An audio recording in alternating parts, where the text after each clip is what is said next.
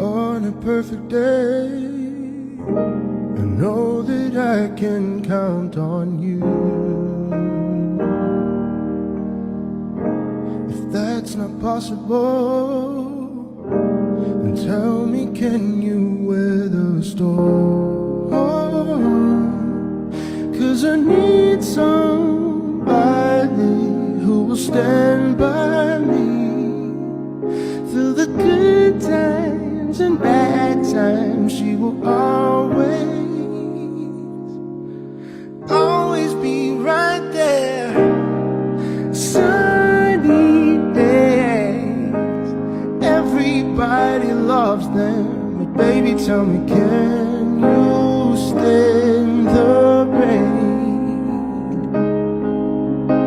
Storms will come, this we know for sure. Can you stand the rain? On a perfect day, I know that I can count on you. If that's not possible, then tell me, can you weather the storm? 'Cause I need somebody who will stand by me through the good times and bad times. She will always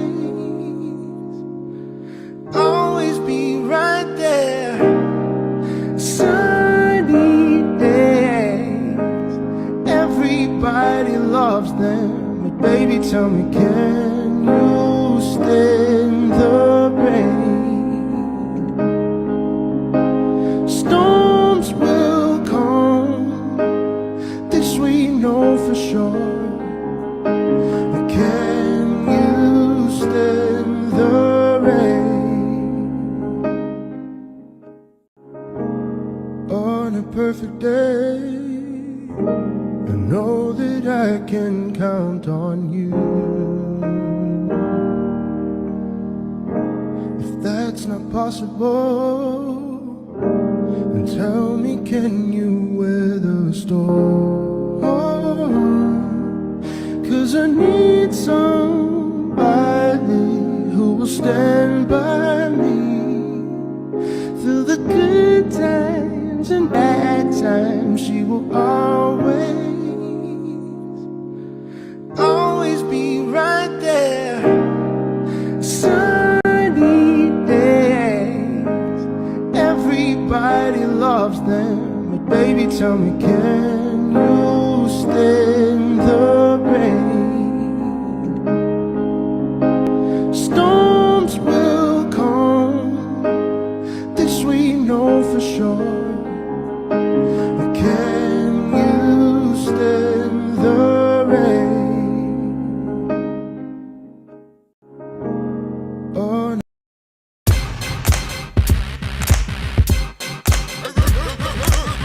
turn me up some.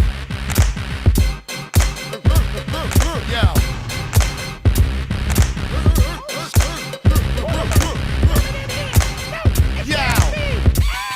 Yo, give me some room, I'm flooring elbows. Timberland boots, Air Force, and shell toes. Who the still? If I gotta pay to get in the club, I'ma go pop the trunk and turn the street volume up to 10. I ain't on the guest list, I ain't VIP. I snuck in the exit, learning DIP. My dress code is all black when I'm making the moves, similar to the new PlayStation 2. I can't help it if the club only packing a G, and the fire marshal wanna shut it down at 3. And you call it dress to kill, but I'm showing the toes with extra heels. I gotta get in, I drove here with a car loaded, charged on Belvedere. My hit the cells that the line is thick, so I drive the 500 through the door. If you're coming in, in your truck, let's get dirty. Say let's get dirty. Let's get dirty. Let's get dirty. Let's get dirty. Everybody get your hands up. Let's get dirty. Say let's get dirty. Let's get dirty. You ain't come to party, shut up. Let's get dirty. Say let's get dirty. Yo, security patting my legs and waist, but if I vacate the place, it'll be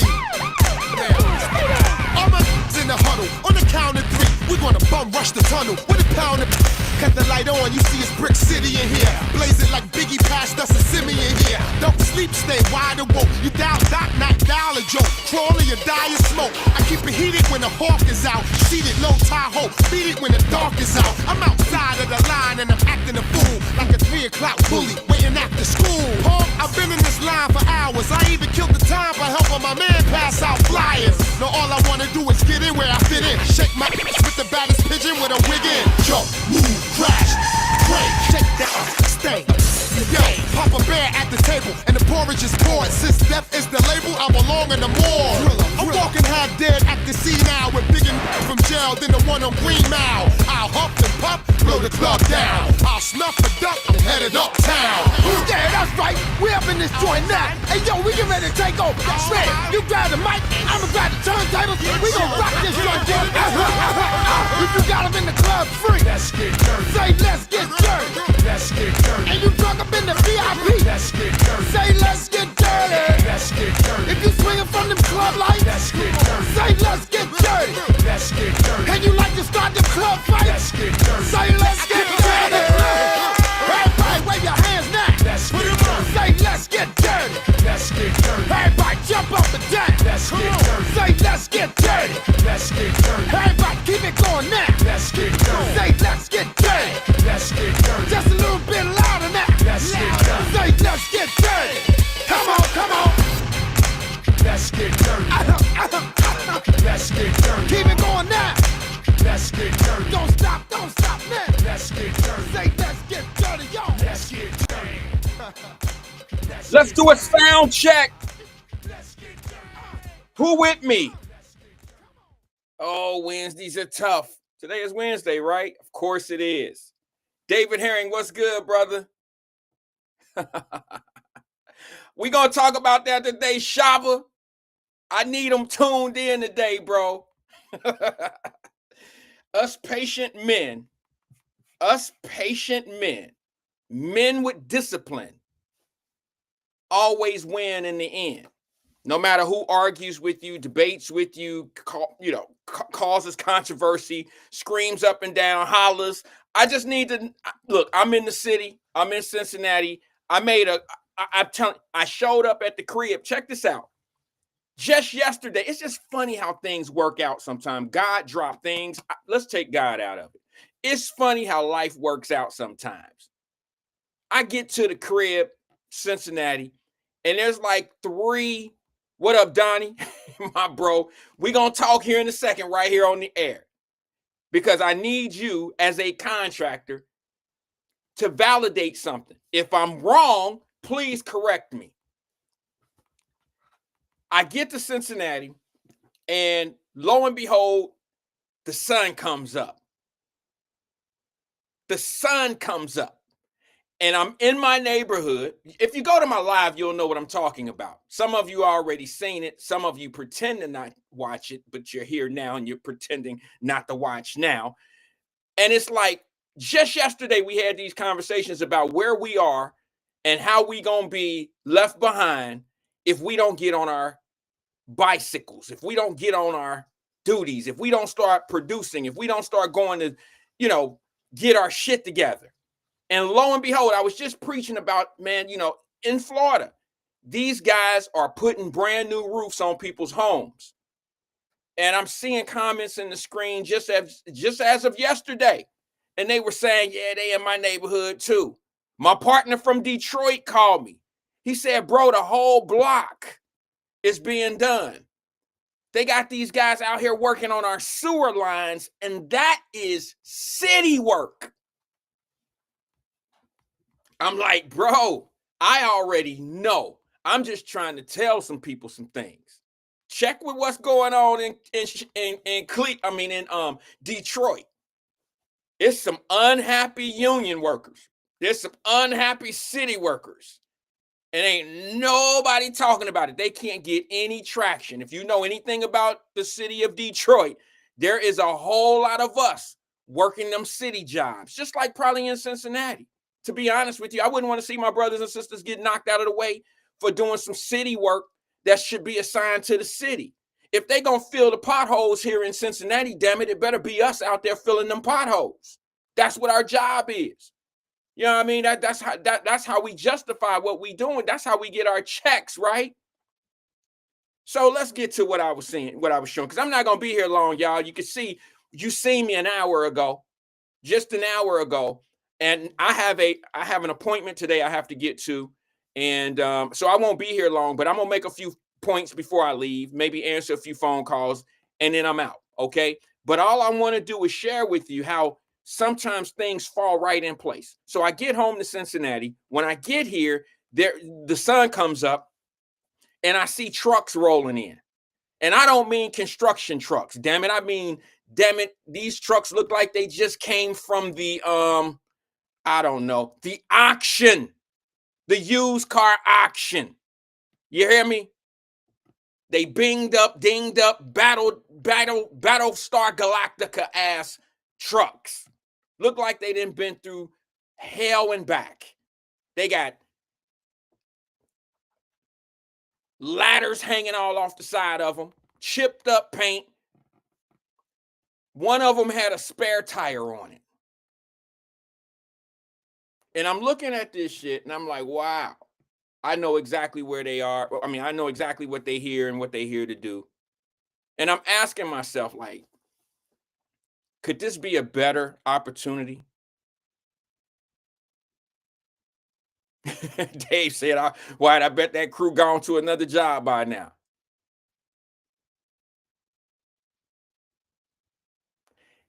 I'm telling y'all what's going on here in broad daylight. And some of y'all sitting back here like rooting and cheering for this shit just to be on somebody's side. You know, a lost mind. You could put a lost person with a group of fucking vultures and they'll learn how to live like a vulture. I'm just being, you drop a baby human in the woods with some damn wolves. If the wolves don't eat them, well, when they decide not to eat them, because eventually they will eat you. But when the wolves school this human being how to live in the wilderness, it's gonna live just like a wolf. A human being don't know any better. It's not gonna say A, B, C, D. It's not gonna count to 5. It ain't gonna learn none of that shit. It's gonna learn how to survive in the woods like a wolf. We are what we're taught. We are what we wake up to every day. And when the sun came up and I seen them trucks going down the street, I said this couldn't be a better day to be able to do what I do. So I let some time go by, let everybody get set up. And I went live. You can go to my page. You can I didn't say anything disrespectful. I rolled up. What do they call it? I pulled up on the scene like with a gangster lean. No, I'm just kidding. But I pulled up, got out of the truck. I wanted to show you how close it was to my home. And when I got out, I drove up to I pulled up. I'm trying to say this the coolest way I possibly can. Y'all know I'd say it real wild and it wouldn't go over too well. But I pulled up to the work site. Now you got to understand what I do for a living. I'm in the bonding business. Okay, so I'm in the insurance business of insurance and bonding companies. And I know already I'm a half of a block away from the scene of this roofing crew. And I already know that they're not insured and bonded. I already know because I can tell by they're breaking so many regulations, so many rules, the way that they have the street blocked, the way that they have trucks rolled up on the side of the house, there's so much violation going on there. They're breaking so many rules. They could never win an insurance. There's so much liability just laying out in front of these folks' home. They don't know that. The families don't know that.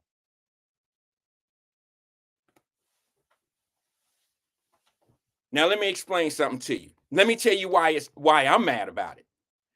Because I see brothers, I'm gonna say it the way I'm gonna say it.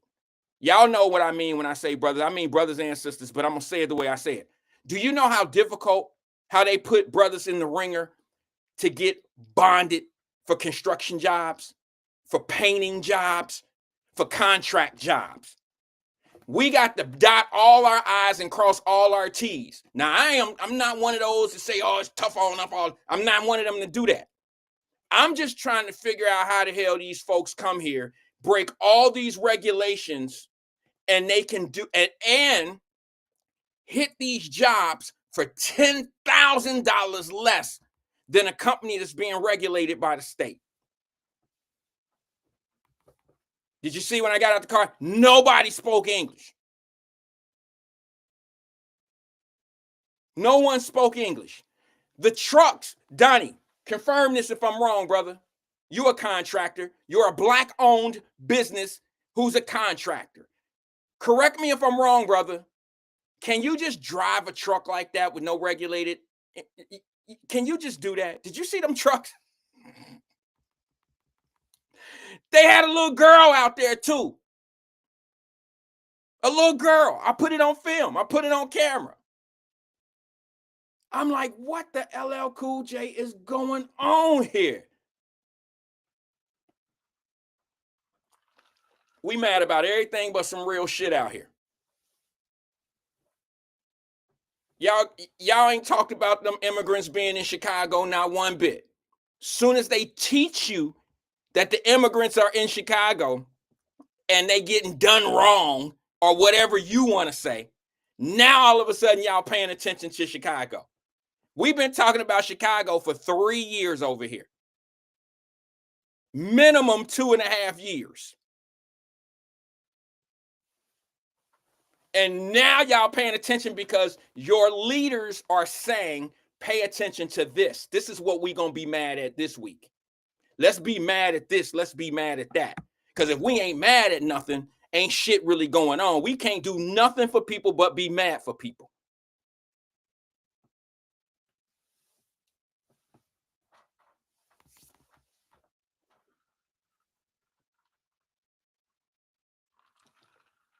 All I'm saying to you, regulations, when you say, why do people get special treatment and stuff and things of that nature? You should ask, why do we have to follow all the rules, but another class of people have come here and they don't have to follow the rules? You can't just go knock on somebody's door.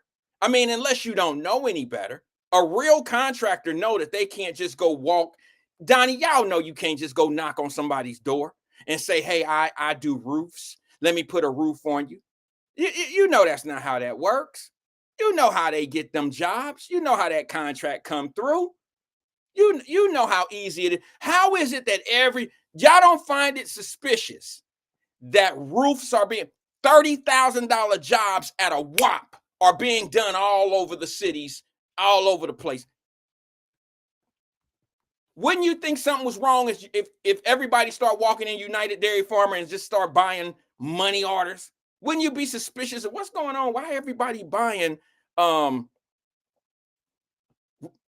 orders? And then here's the thing. There's always the white dude in the truck. The Mexicans or Venezuelans or whatever, they on the roofs. Or the little kids or they got kids out there.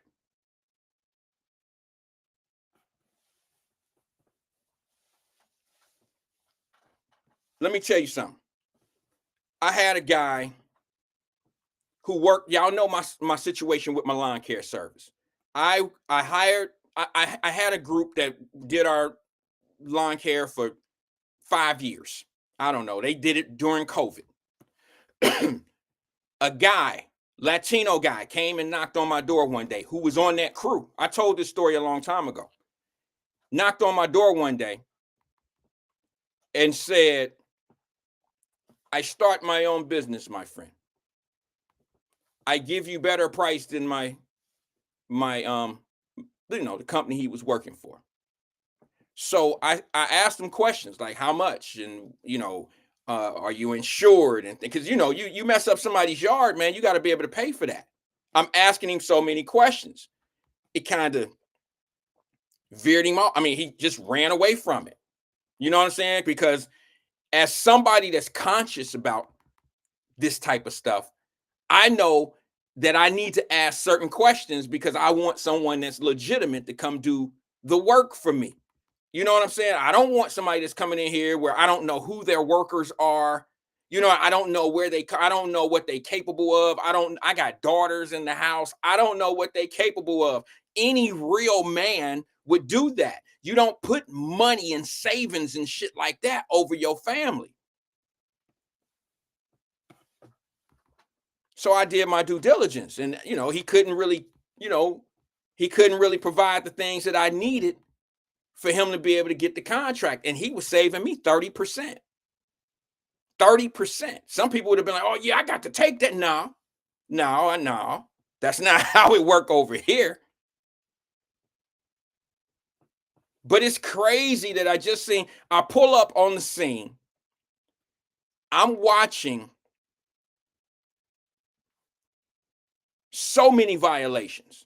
No one knows. I mean, I don't know. Look, I'm in a business where I can recognize certain things. But if you are say you are an accountant somewhere, you don't understand the insurance business, or you don't recognize certain things. You don't know what's against the law, what's legal. You don't know any of that. And it's just ignorance. That's all. It's not a bad thing. So if you show up and they're at your house putting your roof on, you wouldn't know that certain containers shouldn't be in front of windows like that. You don't know that harnesses are supposed to be worn by everybody on the roof. You don't know about that stuff. These are people that don't even have the proper equipment. It's impossible for them to be insured and bonded. And if one of them was to slide off, think about this. If one of them was to slide off the roof and fall, heaven forbid, what do you think would happen? They can't report it. Who gonna cover it? Insurance wise, they're not covered. Let me get off of this because it don't matter. It don't really matter. It really don't matter. But when people start saying jobs as being, these are look, when Home Depot, and let me put it up in the screen. Hold on. When Home Depot is giving away entry-level free classes, brothers and sisters, we need to be there. There's no reason why we can't do what these folks are doing. There is absolutely no reason we can't do what they're doing.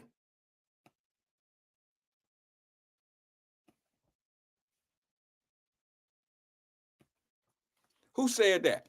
Let me read that comment real fast. Who was that? Hold on one second. Someone said they got a quote. Was it you, Linda Reed? Because I know you, I don't want to put your business out there, but I know you have properties. So I won't get all in detail. I know you deal with contractors.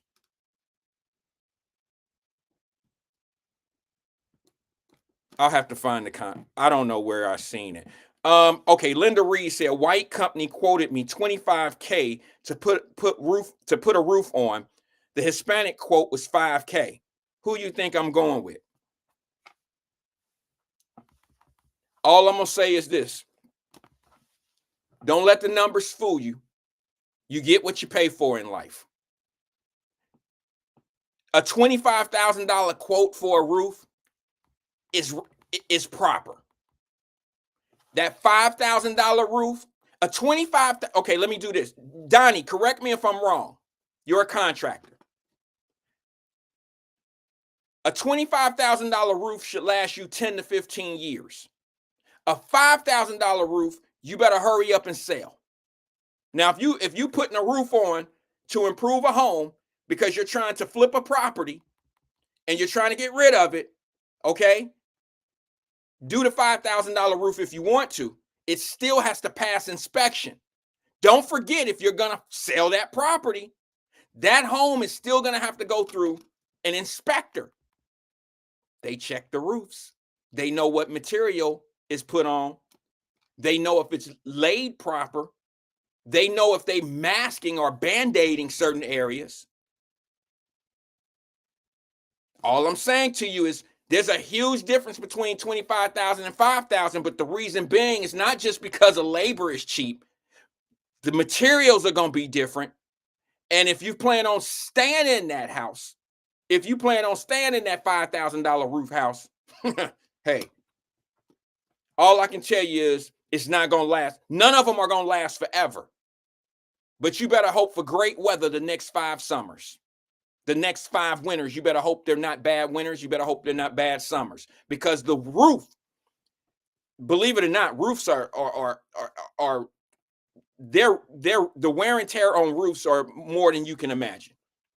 It's the sun that hits it all day, and then it's the rain. It's not as easy of a situation as you think it is. When you talk about a roof on your house, the roof on your house is just as important as the foundation of your house. You ever seen a foundation crack? You ever seen a foundation sink or slide?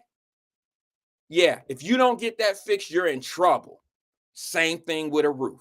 If you put a Band-Aid on a roof, it's just a matter of time before they'll be right back out there. What are you going to do? Pay $25,000 and have that roof for 15 years? Or are you going to buy $5,000 roofs for the next 15 years every 3 years? Same money. Well, you're going to end up paying more money. $5,000 roof, you're going to need about 5 or 6 of those. So, be careful. Let me get off of that. Let me just say something real fast since I'm home. I love being home. I'll get a chance to get with a few people that I need to get with and talk to, and get my cheese curds from my brother, and some wings. I love me some wings. I don't know if y'all go to Brothers or not, but I love Brothers Wings down on the river. I seen that my man Clyde Bennett put a post up about Mr. Hinton. Did you all see that? Okay, Donnie says this. So tell me, what kind of warranty is included with a $5,000 roof? See you next time. And if they come out because there's a leak, Donnie, you know what they gonna do, bro. You know what they gonna do. Because it's gonna leak. It's definitely gonna leak. You know they're not laying that thing right, and you know they're not securing it. So let me go to this real fast. So my man Clyde Bennett says, I don't know the quote. I just happened to see it when I was popping on today. He said that the death sentence for Mr. Hinton is up in the air, that he may not be, I'm assuming he may not be facing the death penalty anymore, because he's gone to the doctor, right? He's gone to the doctor, and they telling him that he might have there might be some mental illness or something of that nature. You think, do you really think a person in their right mind left watching their son get shot and left the scene, went and ran over a child? A cop. You think that person is in their right mind? Do you really think that a person that would see their kid get shot, leave, and run over the first police officer that they see in traffic is in the right frame of mind? You really think that? No, there's no way in there. There's no way he is in the right frame of mind. So I found it to be a little bit like, I don't know. It's just obvious to me that this man, I think the whole thing was handled wrong. I think if you're going to have someone watch their child get shot and then allow them to leave when they feel like it, I think there should be a support system there. Not mama, daddy, grandma, uncle, cousins, and daughters and cousins and shit like that can make it even worse. They're not trained to be able to settle somebody down. You need professional help when you see something like that. Look, I could say right here, just sitting here, if I seen someone shoot my daughter or seen someone kill my daughter, I could say to you that I wouldn't blow back. I could say to you that I wouldn't go out and run over somebody. I could say that, but until it happens to me, knock on wood, if it happens to me, if I don't know what I would do. I know what I could potentially do, but I can't sit here and tell you that I wouldn't have a reaction that people would be like, damn, I didn't think Wyatt was like that. Something that tragic could bring something out of you that you never thought that you would do before. I mean, a person, now, I don't know about this, but y'all ladies ever heard of a dude that say some shit like, if I can't have you, nobody else can? Like, that's crazy before some shit happened. Okay, that's premeditated crazy. Okay, if I can't have you, no one else can. I don't know if that means he gonna kill you or whoever trying to talk to you. Makes no difference to me. That lines up with crazy for me. That lines up to crazy for me. So I don't know what I would do if I was in that situation and my daughter got shot by anybody and I had to witness it on camera. And then I don't know what I would do. My wife wouldn't be able to settle me down. I know that. I know that I would need a professional to talk to. I don't even know how well the professional would do for me. I'll be honest with you. I don't know what my reaction would be. I wouldn't know. Let me go to the phone lines before I get started on what we're talking about today. Good afternoon, caller. This is Wyatt. Who am I speaking with? Hold on one second, caller. My apologies. Let's try this again. Okay, good afternoon, caller. This is Wyatt. Who am I speaking with? Can you hear me, Wyatt? Yes, I can hear you. Yes, who am This is Kevin. This is Kevin Farmer. I'm calling from the psychiatric unit, man. I'm being involuntarily held after I voluntarily got treated last Thursday, which you've seen on my live feed, and I involuntarily committed myself to the university hospital psychiatric treatment Thursday afternoon, and they transferred me over here to Christ Hospital, the 6 West Behavioral Health Unit, that evening. And then I found out over the weekend that they're involuntarily holding me and petitioning the court to keep me and mandate me on medication. And I believe that I'm being politically targeted off of this, and because this came out of the blue. And I just spoken with an attorney, and I spoken with the judicial psych evaluator today, because tomorrow I got to go to probate to determine if they're going to hold me involuntarily and force me and mandate medication. Bro, do they know you on the phone? Yeah, they know me. I'm on the phone. I have patient rights. So as a patient, I have rights to be on the phone. So you're saying they're holding you over there against your will? Yep. So you've asked to leave? Yeah, I've been asked to leave since Sunday. Then next I found out over the weekend doesn't count of your 72 hours. So Monday came, and that's when I found out through one of the providers, one of the doctors, that they're going to petition the court. And I found out through the doctor that was that is on my case, that he believed that I don't even know where he got this from, because I haven't even talked to him for about less than 5 minutes. And then he pretty much came out with an evaluation saying I'm bipolar, and he's prescribing me pretty much Depakote, which is a mood stabilizer, and Risperdal, which is an antipsychotic, which I have refused to take because I haven't took pills or medication. I don't even take aspirin for over 22 years.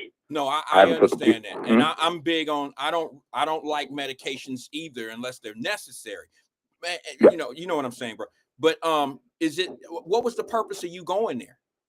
Remember, you was telling me that, and since all this stuff happened with Rosemary and everybody, and the information got leaked of what a couple of years ago of that incident happened with me and Rosemary, right? That people was telling me I need help, even yourself included. Yeah, go get some help. And I meant that from the heart, brother. I didn't mean that to be, facetious. I didn't take it at that. Okay. I took it at that you was genuinely able, and I'm very like, I'm going to be a candidate. Very concerned about you. Very concerned about you. You're a nice young man. But here's what I would ask you. You want to have a conversation here on the air? Yeah, I would love to. Okay. You went to the right place, bro, and you right where you're supposed to be. Don't refuse the help that you may need. That was the whole purpose of going there. I'm not refusing help, but I'm refusing medication. Like I even told the doctors, I'll do all the treatment from the physical therapy, music therapy, one-on-one talking to therapists or orthopedic therapists. I'm all game, but I don't take medication. I don't need an antipsychotic or a mood stabilizer to be able to function in day-to-day lives. And the way they evaluated me, they making it seem like I'm a danger to self and danger to others. How do you know that you're not? Easy, because I have conducted myself in a way that I can be able to show that I'm not a physical danger to myself and others. I don't have suicidal tendencies. You may not be a physical threat. I don't know. There's some domestic violence things going on in the past. Not convicted. That doesn't mean Kevin, Mr. Farmer, you know how that system works, bro. You're talking to somebody that sit in front of. I'm all around that. So because of non-convictions does not mean that there hasn't been some situations that leveled all the way up to that point. Because there's no conviction doesn't mean that there was no physicality or no contact. It doesn't mean that at all. However, what I will say to you is this: what you're there for is the help that you're supposed to be trying to get. That was the purpose of you walking in. The medication may be necessary for everything else to work. Now, I'm not trying to convince you, because I'm not a doctor, none of that. I'm not trying to convince you to do the medication, because I really don't know if it's necessary. I don't know. But I think that you should really pay attention to what's going on there, because I'm not the only one that can see that something obvious was not right. It's just not right. And I think that I really think that you should take what they're telling you. You should seriously consider what they're asking you to do, bro. You should do that. You may not be a physical threat to some people, but let's be honest. Do you really think what Miss Rosemary has gone through in the last month is it may not have been a physical thing, but do you really think it's right? You don't think you hurt her politically, financially? I believe that there was some political damage involved. Yeah, but there's also financial damages. There's some financial damages. She had to pay for some things. There's some things that you can do to people outside of physically hurting them. You can hurt them in other ways, and maybe that's what the doctors are talking about. You can harm But people. I don't think I'm manic depressant, because bipolar is a stage of manic depression. That's what bipolar is, and I don't suffer from the symptoms of the diagnosis of bipolar. So what it's saying is that they're requesting, because these are how these institutions work. They get paid off of prescribing you medication. So the medication that they're prescribing me, they know that's their recommendation. They're not going to recommend anything holistic. So it's not even though that I'm a naturalist, they're not going to recommend these type of holistic treatments. They're going to, and what I was told by the doctor. Okay. Now, see, one thing that I know, bro, look, you have something that I've always talked about, to be honest with you, Mr. Farmer. You're pretty intelligent. All right. But sometimes intelligent people can outsmart themselves and try to do way more. They think they know more than people that are in certain professions. So all I'm going to say to you, because I don't want to go too far on this conversation, bro, because I don't know where it's going to go. Like, as far as like legally with your situation and all of that, I don't know where it's going to go. All I'm going to say to you, brother, is I appreciate you taking the step to help yourself. Okay. I really do, because that was a need. You really needed to do that. And I'm hoping that you bounce back and be great at whatever it is that you're going to do in life once this situation is over with. Yeah, but I don't believe that they should be able to hold me involuntarily, though. Like, that's the problem I'm having. Like, me volunteering myself, then find out that you're involuntarily holding me, then now you're going to petition the court of probate to pretty much take physical custody of me so you can mandate medication on me. Well, that's an issue. That's where I have an issue with. I understand. And my thing. I understand, but let me ask you this: Do you think the only reason why they prescribing you medication is to make money off of you? It's a mandate. I believe it's a mandate when it's a criteria when you're in here, because majority of people, what I've been witnessing, especially over here in Christ Hospital 6 West Behavioral Health Unit, that majority of people that take their medications or the prescribed medication with what the doctor or the provider provides, they normally get out of here and within that 72-hour discharge. My thing is, I look at it when it comes down to my situation that I haven't took pills since, or aspirin, anything since, for the over past 22 plus years, and still was able to function, get me signatures to get myself on the ballot, being able to do what I needed to do in society. And that I don't believe that I need to be mandated to take prescribed medication. And that's where I found out that with the doctor who prescribed it, which he told me literally he's a Democrat and an atheist, that prescribed this medication to me and said, this is not politically motivated, which was very odd to say. But it just seems to me that I believe that since I've made a viral sensation and got so much media attention, that I believe that I'm now being politically targeted off of me being violent after me volunteering myself to get help. And now now finding out that I'm involuntarily going to be held, and now I can be held even longer and mandated to take medicine. And you know that I have an election on November 4th. It's just the way that I believe that to take me out of this election. So because I believe that I was a serious threat and I got the attention that they didn't expect. Okay. I'm going to say something, bro. I'm going to put the medicine in the candy. No pun intended. I'm going to tell you something that you probably need to hear. I don't know how many of your friends or any family that are going to tell you this. Have you ever seen a functioning drug addict or a functioning alcoholic? Yes. Okay. That's kind of what you are with this particular diagnosis that they're giving you. I'm telling you, Mr. Farmer, you're a very smart guy. But what I don't want to see you do is be a functional. You see how you said, I went out and got all my signatures. I did everything that I was able to do. That does not neglect any of the mental illness that you have going on. It has nothing and to I'm do willing with to do and I'm willing to do inpatient treatment and talk to therapists and things of that nature and use other alternative treatment. I'm never against getting help, because I literally, I listen to you, Wyatt. I listen to you, Damon Lynch, and others to be able to go out here, get myself some help, and I volunteered to do that.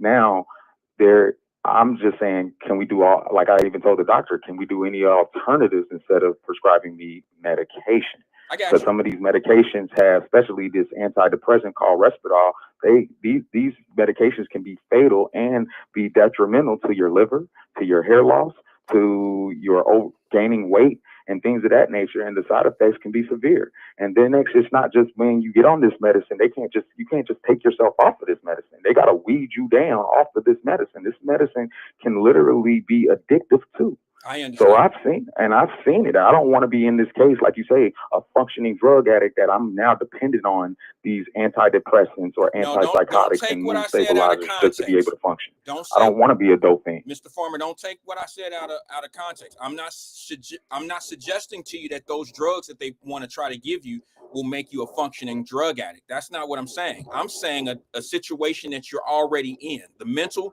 state that you're in right now, you're able to function that way. Did you hear yourself say what did you say when it came? You said was it an antidepressant? I mean, what was it? Yeah, it's an antipsychotic. Exactly. Risperdal is an antipsychotic, and Depakote is a mood stabilizer. So what is clearing saying? They claiming that my disorder, or what they're diagnosing me with, is called bipolar. Bipolar is another syndrome, what they call manic depressive. So there's a series of symptoms of what they categorize of when it comes to euphoria or things of that nature, that diagnosis that they categorize that pretty much labels this diagnosis. Or if you fit these certain categories, you pretty much will label you as this, which is bipolar. And I'm saying, okay, but at the end, can we have? Do you think that you're bipolar? Do you think that you're bipolar? No, I don't. Okay. But I believe that I believe that I do need someone to talk to, which I am talking to people and things of that nature. But I don't believe that I need medication to be able to function, or what they say, check my behaviors when it comes down to what they're claiming that I am bipolar. I understand. And I'm saying like, now we have to get the courts involved to determine if I'm functioning or a threat to myself or society. And it's weird to every day when you gotta be at night and nurses asking you the same questions. Are you suicidal? Do you hear suicidal thoughts? And are you wanting to hurt others? Do you want to hurt yourself? Are you feeling okay? And I'm like, I've been okay.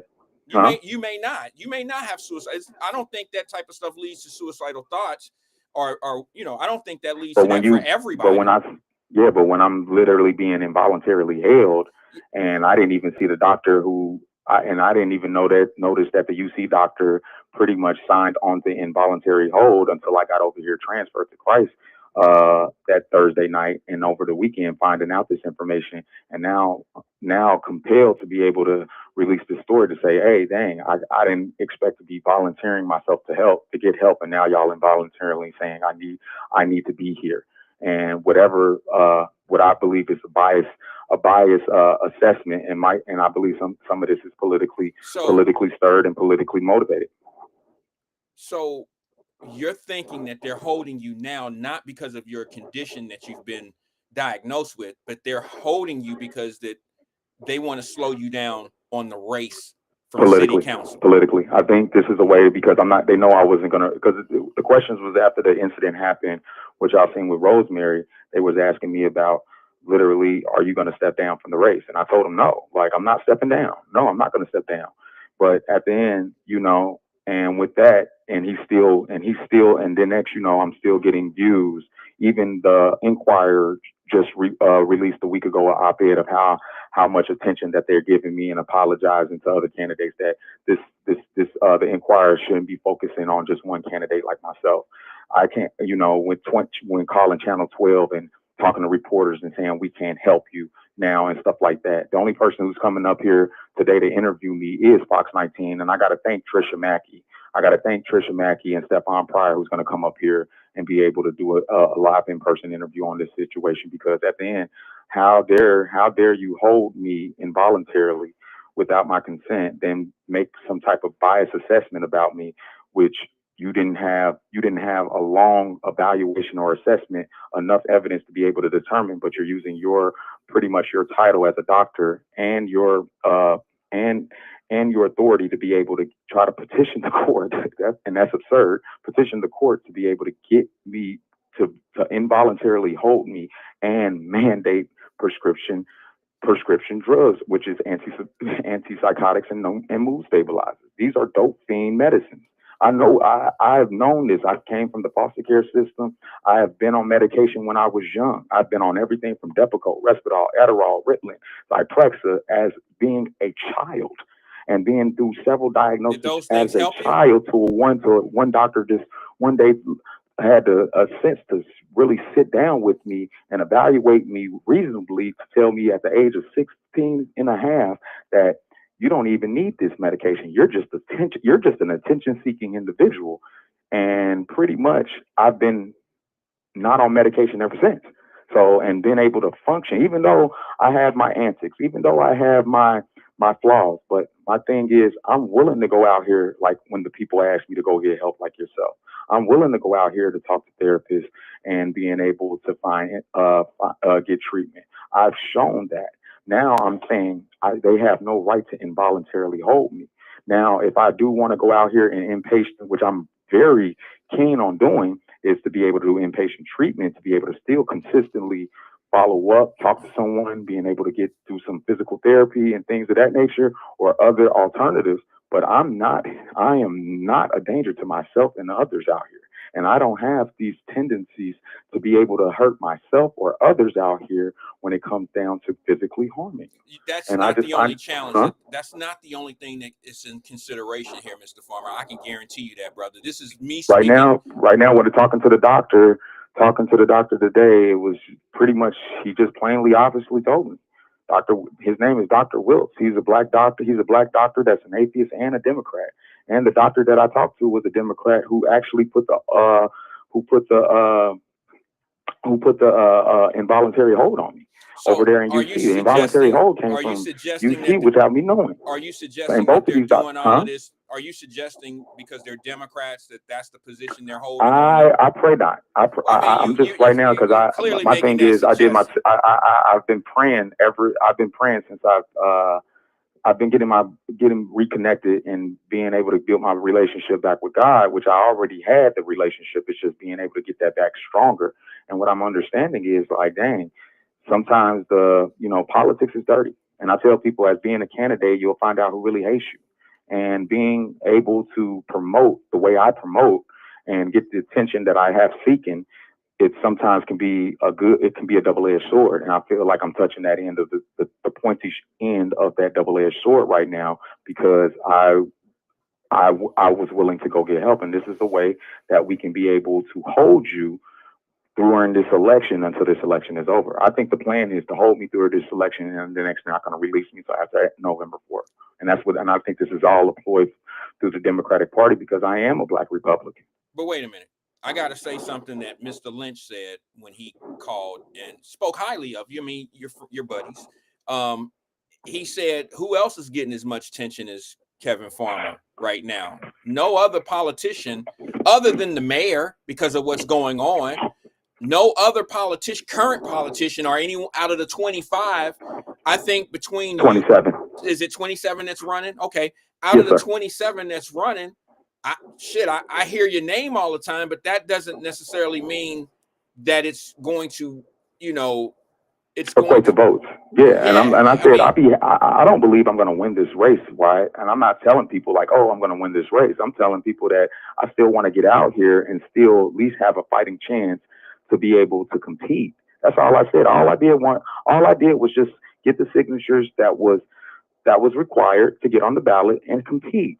Well, and I can't. And my thing is, I'll be happy if I just get 7,000 votes. I'm happy if I get 7,000 votes. Why? Now that's like going. That's like playing for the Bengals and saying we're happy if we score a touchdown. I don't care if I get beat by 40 but right now points. You got to play like the Bengals, because if you're losing majority of your games, you got to get ready for next year or the first round draft pick. I'd rather if you're in a losing season and you know you're going to lose, you got to make the best of this season.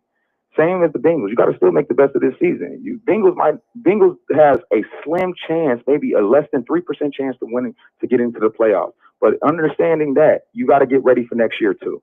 You got to start thinking like, if we start losing games, we can get a first round draft pick. We can be able to restructure this whole defense or offense to be able to find the appropriate pieces to put in place. I got the NFL analogy. And it's the same thing with this election. If I lose 2 years from now, I can run again. Well, let me just say this. I don't think that the restructure of your candidacy is important right now. I think the reconstruction of your mental and your health is more important. I think that's what you need to be working on, young man. And I mean that genuinely from my heart. I don't think that anything that's out here right now is a good look for you. And I think the best look for you would be to admit to the problem, be able to be properly treated when it comes down. But I haven't. My thing is in this state, and being especially being committed, and now understanding that I'm involuntarily here because I can't leave on my free will at the moment. I have explained that to therapists. I do need help. I do fall short. I'm happy, and I've been very proactive on that. I have shown that. And I'm not saying this is not, I'm not saying I'm done with it. I'm saying I'm willing to continuously get help, but I don't believe I need to be here in this facility involuntarily.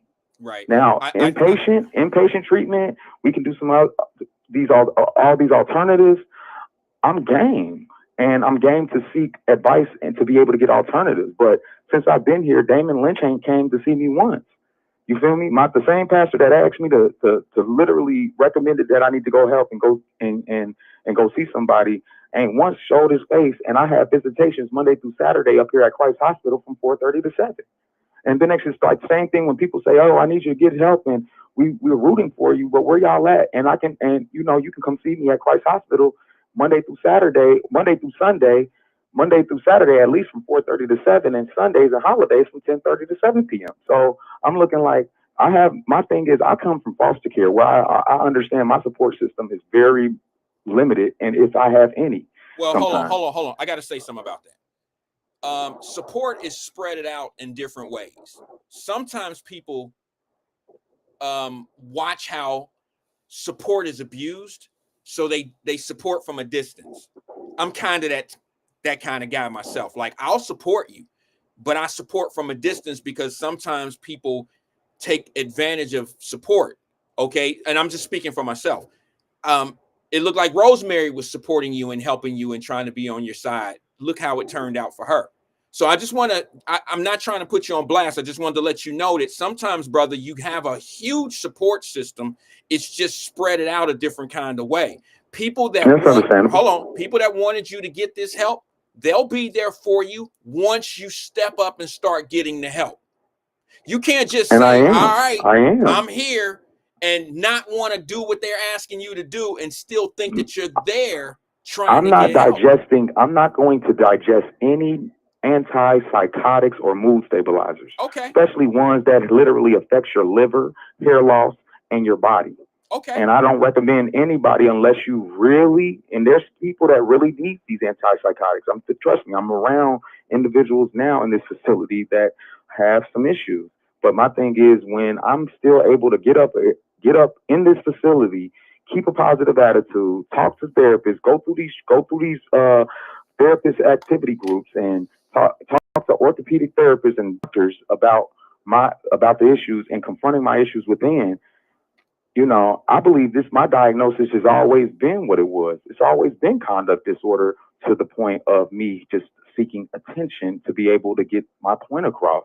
Because sometimes these systems, I'm not saying, because I got to say, what I love about America is America has a great system in the medical and all around, but we have individuals in these systems that sometimes make it bad for people who are really trying to get help, like myself. And I believe that sometimes some of this is literally during this election year is politically motivated. Same thing, even though it was a tragedy on that situation with Rosemary, but I believe her being overly held and the bond was what it was and things of that nature is politically motivated. No, and even in the winter report, they had a winter report on Rosemary saying that they believe that the Democratic Party was responsible for this. How much was her bond? How much was her bond? How much was her bond? 10,000 to 10%, and they tried to offer EMU. They wanted to give her EMU and 10% because the EMU department had to call me, and I denied on putting her on the box. So they had to call me to be able to say, did I want her to be on an electronic monitor device? And I told them no, because at the end of the day, that woman has to go out here and still work, and she's taking care of these kids. Right. Well, the thing is juris monitoring. That's what they were asking. Juris monitoring, EMU, EMI. Right. If you feared for your life, and you probably said no. And I told him no. My thing is this, though. I'm just saying, with all that, you don't do that to anybody else, and this is a first time offense for her. So for her to have that type of excessive bond, which is against a violation of your 8th Amendment, which is cruel and unusual punishment and excessive bail, it's not. I believe it's not. It's not. It can look that way. Right now, the way white media, and I'm just being honest, the way the Windsor report and white media is looking at it, especially in Rosemary's defense, is like it looks like she's being politically targeted. I've been around the bond business in Hamilton County for 25 years of my life. A $10,000 bond for pointing a gun at someone, and they call it a felonious assault, is not a high bond. For a first timer? Sure. So let me ask you something. Do you think somebody who robbed the bank for the very first time gets a lower? She didn't rob the bank. Why? She literally was charged with aggravated menacing. Okay, so pointing a gun at someone that someone has been pointing a weapon. She threatened with the weapon. That's what the charge. That's what the charge explains. Exactly. So my thing is, if you're charged that, and you go through arraignment, and you're a first time, and you have influence in the community, and what she did, you think she needs $10,000. She needs EMU plus a $10,000 bond plus 10%. You know what they're doing with people. You know what's going on out here with people that's getting low bonds and paying $400, $500 to get out with all these. That's politically motivated, because now the issue is they're claiming that these judges are lax on it. They want to be able to use this as an example because this is politically stirred. Well, think about it. We've been having problems with, they claim crime is an issue. We have lax liberal judges that are not being tough on crime and letting individuals and offenders out. But let's understand, Rosemary from Rosemary's Babies, you can't let her out. Well, an She's excessive a bond. danger. Let, she's let a me give you a danger professional. she's a danger. And then can I after give you? that, Can it I just give you? doesn't make sense. Can I give you a professional analogy of that bond? If you might want to listen go to ahead, me. Go ahead. You a bail bondsman. I know you know your stuff. An excessive bond in a case like that would have been $100,000. That would be an overly excessive, but yeah, I understand what you're talking about. That would have been an excessive bond on what that charge was $100,000. A $10,000 bond on what she was accused of by using a weapon was an appropriate bond. And they also look at the fact that there's a prosecuting witness involved, which would have been you. So if you would have never called, or if this situation would have never happened, and you would, let's just say it was a random person that they couldn't get a hold of, and there was no one that signed the affidavit or the 527. If you didn't exist and it was just an allegation and they couldn't find a gun and no prosecuting witness, she probably would have been treated like somebody that this was a probability of something that never happened. Why is the chief prosecutor and the city which is in the city of solicitors, the city solicitor has taken the prosecution on this case? That's what I don't understand. Like, if this is not politically motivated, why ain't the same prosecutor that was on this case, which was Julia Hay, the prosecutor, now this prosecutor has been transferred to the chief prosecutor with the city of Cincinnati solicitors? Let me give you the legal aspect. Why is that? Why is that if this is not politically motivated? Let me give you the legal aspect of that. Okay, it doesn't matter. It's irrelevant. It's irrelevant to me more so because I know the case gonna get dropped because they don't have a prosecutor witness. That would be you, right? You already said you're sorry. You said it didn't happen. They do have a prosecuting witness. Oh, so you're moving forward. They have access to me right now. They can literally transport me. They know exactly where I'm at right now to be able to transport me. I'm going to court tomorrow, not on Rosemary's behalf, but on this medical issue. No, that's shifting gears. I'm saying, so basically what you're doing is you're sticking to what happened. You're the prosecuting witness against Rosemary. I thought you said you were sorry about what you did because it didn't really happen. Yeah, I said I am sorry, but I'm saying at the end, technically, she still has due process. Even if I'm right now detained involuntarily. Okay, this has nothing to do. A's and B's, they don't have anything to do with one another. What I'm saying to you is, if you're saying that you're sorry about what happened with Rosemary and that it didn't happen, I don't know if you ever told anybody on the air out loud or whatever that you made it up or it never really happened. I don't really know. I don't want to assume that that's what you meant when you apologized and said that this didn't really happen like that. I don't know exactly what you meant. So you can tell us now, but I'm going to tell you, man, like, it sounds like, It sounds like what? It sounds like it never happened. And that this happened to her because you made it up. And if that's the case, that could be another reason why they need you need help, because you can hurt somebody. Maybe not physically, but the way your mind moves, look, bro, you're an intelligent person. You understand how things work. You know how systems work. So you can abuse a system, not even knowing that you're abusing a system. But you can make it bad for someone, and you don't know how that's hurting that person. They're suffering. You're making them suffer by false information. If what didn't happen, that's what the courts. That's what we have the courts for. No, bro. That is okay. You're right. See, that's what I'm talking about. You're intelligent. You're intelligent just like that because you've been there. You're intelligent enough to know that's what the court system is for, to determine if someone was guilty or not guilty. But or they was falsely accused. I'm sorry? Or if they're falsely accused. Was she falsely accused? My thing is... Wait a minute. Only you and her know. Huh? Are you asking me that question? I'm going to say it just like this. What happened was a tragedy. My thing is, what happened was a tragedy, and I should have never called the police. But it happened. So what had happened, like I told you at the beginning when I talked to you, almost less than a month ago, Rosemary, and you know this, like I know this, she has due process. And my thing is, with due process, it will prevail. What I found out now, Rosemary is smart enough to be able, and I believe she is representing herself on a pro se matter with this case anyway, because she has the intelligence to do this. My thing is, I'm just a victim on the other side, and my thing is, as a victim, I have rights also. And my thing is, so you're I saying still, it happened. It happened. You just shouldn't have called the police. my thing is, I shouldn't call the police. I should have been one of them. I should have been one of them guys like in the community, just took it on the chin and just calmed down and walked away and never called the police. That's what it. Nope, I'm not suggesting that at all. I would say that you're wrong. If something happened, if you got violated, you did the right thing. But my thing is, at the end of the day, the way public opinion make it look like I didn't. And the next now, and there's so many variables to make it look like this could be a ploy or a made up story. And now I look like I'm more dangerous to be able to harm people indirectly instead of physically. Right. Okay. That's what it seems like. I'm just saying, it's just public opinion. Public opinion is looking at it. I don't even know how public opinion looking at it. Some people believe that I'm a woman beater and a woman abuser because of the video leakage. Some people before the video leakage was pretty much believing that Rosemary was completely wrong about this situation, and that's what she got. You seen the hate. You seen the hate on both ends. My thing is this: that's where we live in the best country in the world, to be able to resolve these matters and go through a court proceeding process, which is a judicial process, to be able to determine if these are false allegations or not, or if she is guilty or not guilty. Let me ask you a question. Let me ask you a question. I'm just curious.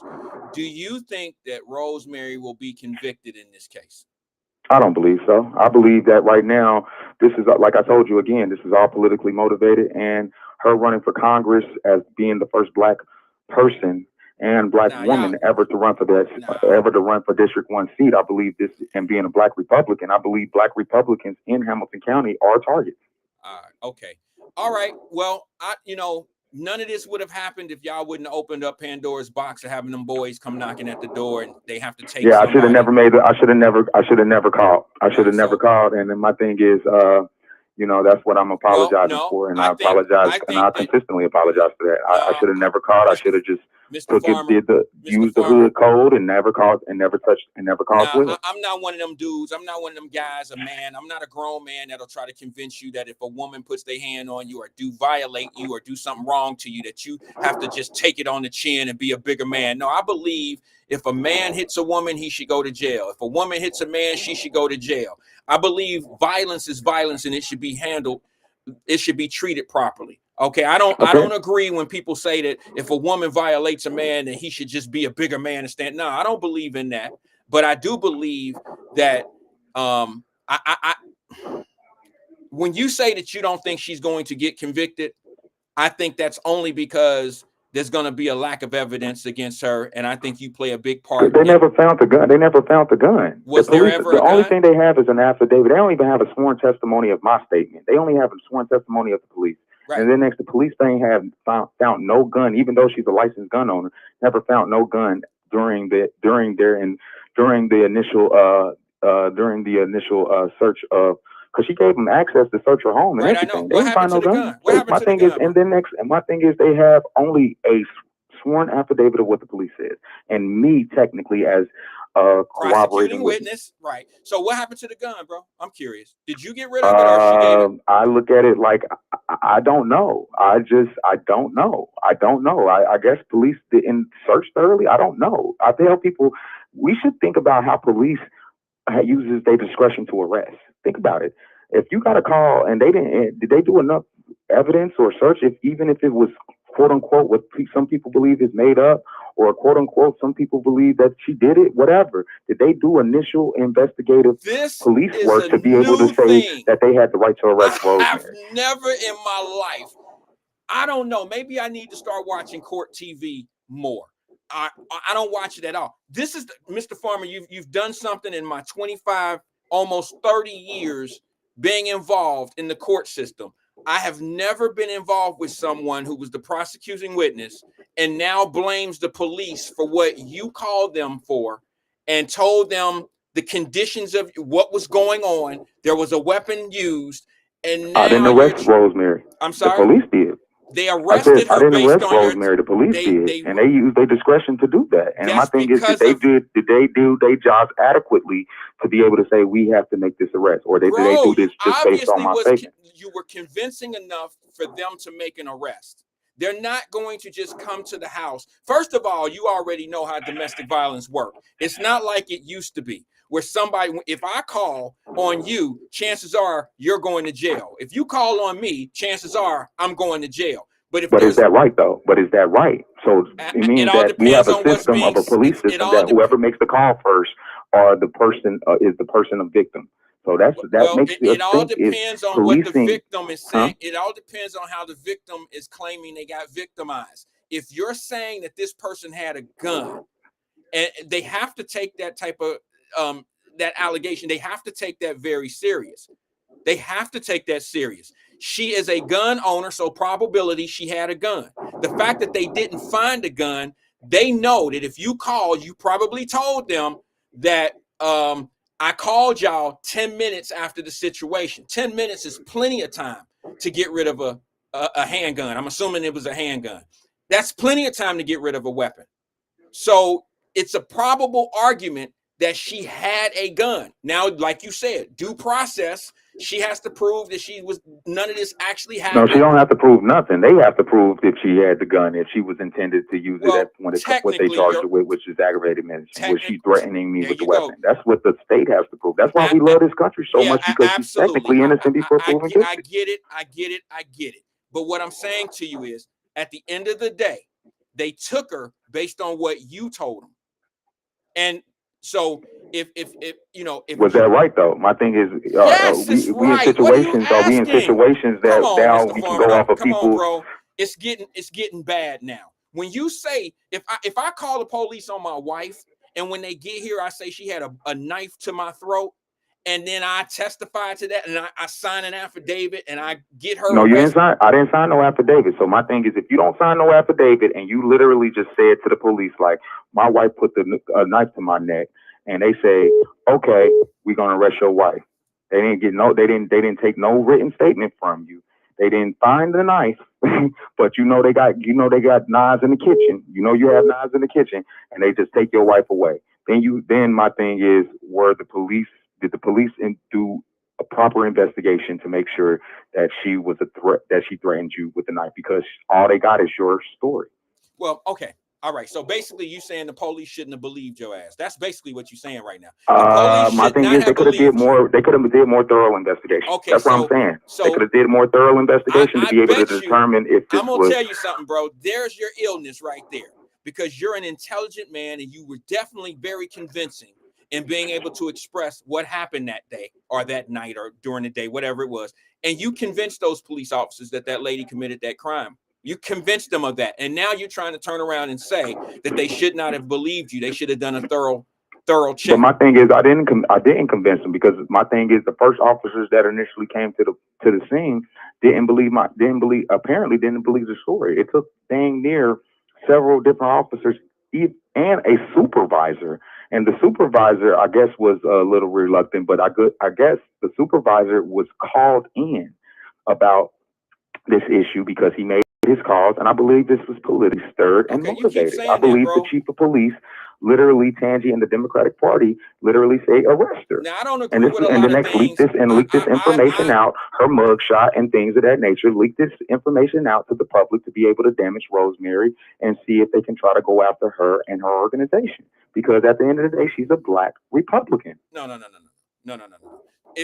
Okay, here's the thing. I don't agree with the Democratic Party and the things that they do and all that, but I don't think I can allow the fact that y'all think, because it's an election situation going on, I don't see anything different than what I normally see here. Like, in other words, her getting arrested based on the allegations and the bond being what it is a normal day in Hamilton County. There's nothing extra about that. Okay, I don't think the Democrat, and I'm an independent. I don't believe that the Democratic Party had anything to do with what y'all going through. They didn't start y'all fight. They didn't call the police to show up.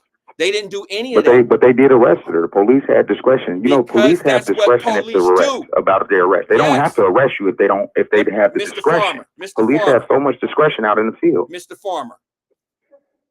Yes, sir. In the case of domestic violence, 90% of the time. This wasn't domestic violence. This was an She was charged. There was no DV involved. It was probably reduced aggravated menacing. Okay, it was probably the charge was probably changed. But when there's a domestic dispute, that was the initial charge. It was never a DV. Okay, when there's a domestic dispute, somebody more likely is going to jail. When it's a domestic dispute, it used to be back in the day, somebody needs to leave. Somebody needs to leave. It's a little bit different now. But the fault, the allegations is what got her detained and then taken into jail based on what you said. This has nothing. But was there enough investigation done in the police matter to be able to make that discretion to arrest her? Yeah, that's what I'm saying. Like, I don't believe there was enough. Well, wait a minute. If you would have said, this was politically motivated. I believe phone calls was let down and say arrest her because we're about to use this to slander her. Okay, I mean that could be of course that's your opinion. But if you would have gave doubt, if you would have gave doubt in your conversation to the police, they may have chosen a different route. But my thing is, that's where the discovery comes in. Hopefully Rosemary the discovery doesn't come in to get the body cam and the you and I both notice. You and I both know the discovery doesn't come in until the court gets involved. Yeah, but my thing is, I believe hopefully she filed. I don't know if she did or not, but I'm thinking she has the right to. But the discovery should entail, because if you're asking for the body cam footage, if you're asking for the statements of all the officers that was on the scene, and my thing is, it should be able to determine if y'all took the initial investigation approach to be able to have the right to arrest her. And I'm looking like that's the problem we have with CPD all the time when it comes down, like you say, to domestic disputes or disputes when it comes down to the differential of sex. So when it comes down to male and female, it's like normally the woman gets pretty much treated more as the victim than the male. In this case, I'm the victim in this situation, but I'm still stating, is it good police work when it comes down to allowing someone's word to be able to influence officers to arrest another person? And that's where it is, because if that's the case, all you need to know is a person's first and last name, and you can file a complaint against them with the police report with anybody and get them a warrant for their arrest, right? You can, but that don't always mean an arrest is going to happen. But it means that the complaint is filed and they still have to follow up on that complaint. And if the person is believable, what you say, like y'all claiming that I was believable enough through law enforcement to convince law officers or CPD who've been on the job for don't even know how long, I bet you more than 5 years, to be able to determine that I was believable enough for y'all to arrest her.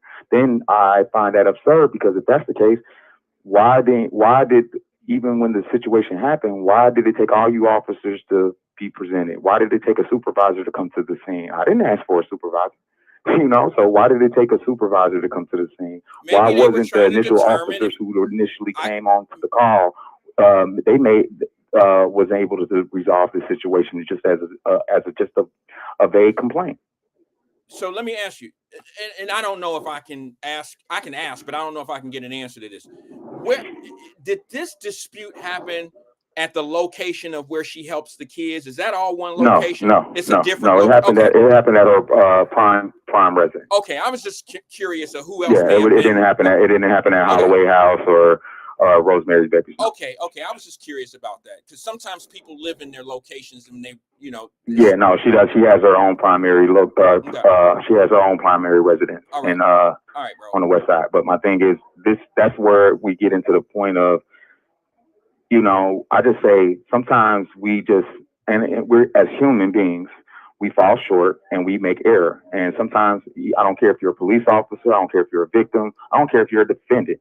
You're entitled to error and you're entitled to falling short. So my thing is, sometimes maybe we just need to recheck some of these policies that police have when it comes down to police procedural, when it comes down to initial complaints and phone calls, when people are making calls, or when it comes down to domestic disputes. Because let's be honest, where is Women Helping Women? They've been paid. They was given millions of dollars to be able to send out an advocate to be able to deal with these domestic disputes. And I didn't see women helping women come out. I didn't even see women helping women come out in my July situation, which got leaked out when I was charged with domestic violence and assault, to be able to come out on Rosemary's defense. You feel me? So my thing is, where is the money, these are taxpayers' money that's going into these organizations that's supposed to be dealing with the domestic violence situation and stuff like, and these type of issues. And I'm seeing these organizations like Women Helping Women just literally using this money and not doing what they're saying they're going to do with it. They were supposed to, you feel me? We have a great system. It's just individuals in these systems sometimes that fall short or are entitled to error. And I believe they made an error.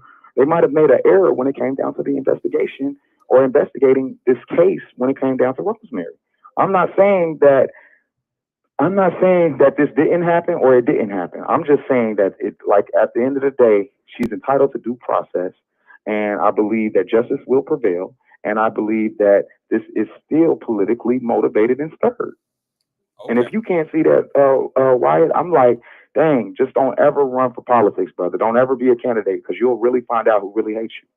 Well, I won't help them hate me. I won't put myself in a position where I could, where you don't mean they ain't gonna hate you.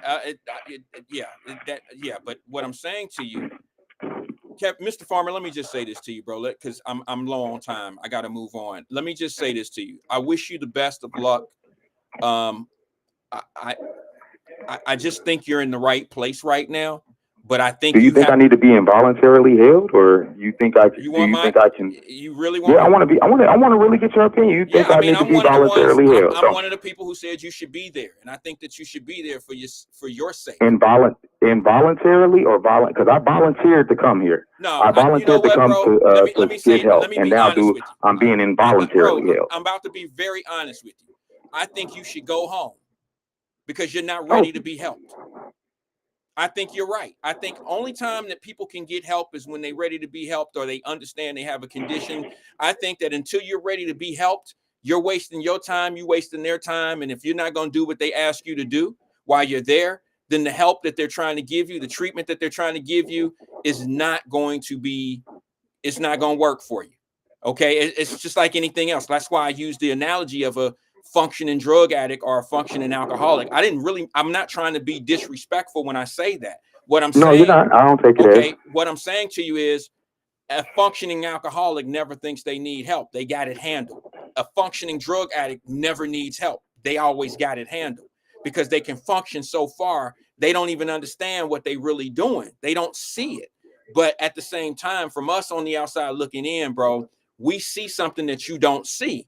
And I guarantee you, some of your other friends, you have an explanation. That's your intelligence having all these explanations of, well, it's bad on my kidneys, it's hair loss, it's this and that. We got to pick what we want to fix. I don't give a damn about my hair. I want to be able to think clearly. Okay. I don't care if it might be punishing on my kidneys. That might just be what I have to do. And I'm just speaking for myself. I might have to sacrifice my kidney in order for me to be an upstanding person to the people around me, especially people that want to help me. I think you've said it the most than anybody. Rosemary is a very good person. And I, based on what you've said, don't think a person like that who's been there trying to help you should have to go through what they've been going through this time, this period of time. And then for you guys or you to have this excuse of it's this explanation of that it's politically driven. I just can't, I don't necessarily buy that because I don't see anything in what's going on right now being like abusive. The bond was not abusive. The reasoning of her going to get locked up was not abusive. You telling the police what she did is exactly what'll send somebody to jail. I don't see anything here excessive. I just don't. I don't think you being where you are right now and being involuntarily held, I don't think it's excessive. I think everything is going on right now the way it's supposed to go on if people really want help. That's my true opinion. Yeah, and I respect that, Wyatt, and that's why I listened to you when I volunteered myself Thursday to go get help. Okay. I just didn't expect that I was going to be involuntarily held and that the that these doctors was going to petition the court to physically to pretty much mandate me on medication and involuntarily hold me for even longer. So, and I believe and I believe if they do get away with this tomorrow, we'll know tomorrow if I go see a probate judge tomorrow. I just talked to a judicial psych evaluator because they had to bring out the third party, and I had a lawyer here, Mr. Kevin, that was able to talk to me, that is on my defense. okay, That is representing me on this matter also. Kevin. So I'm just trying to figure out if they're going to hold me longer than what is needed, because if they hold me over the election past after November 4th, I just believe this is even more. It just doesn't look. It's what it looks like. What it looks to me. I'm not saying it is what it is this way, but it looks to me that this is politically motivated. Well, I would just have to tell you, if this was happening last year, I think it'd still be, the outcome would be not the outcome, but the situation would be what it is right now. Okay, I think they would be holding you if we was in October of 2024 right now, and it wasn't an election year. I think that's just my personal opinion. I don't think that anything that's going on right now, I'm not saying any foul play. I'm not saying anything, to be honest with you, bro. I'm not saying anything that shouldn't be done. I think Rosemary got she got a reasonable bond based on the allegations. Okay, and I think where you are right now is where you're supposed to be, and I just think it's not going to work for you until you're ready to be treated. So work. So do you think medication? You think medication is an option for me? You think that? But I don't believe that. My thing is this: there is alternatives. We don't have to dope people up all the time. We can use alternatives, and we can use real assessments. If a doctor is talking to you less than 5 minutes to make an opinion or make his what I call a biased assessment over you, there's issues there. You can't make an assessment. You can't make a full, pretty much medical assessment over anybody in less than 5 minutes or less, or if a person is not giving you anything or giving you no type of feedback or talk to.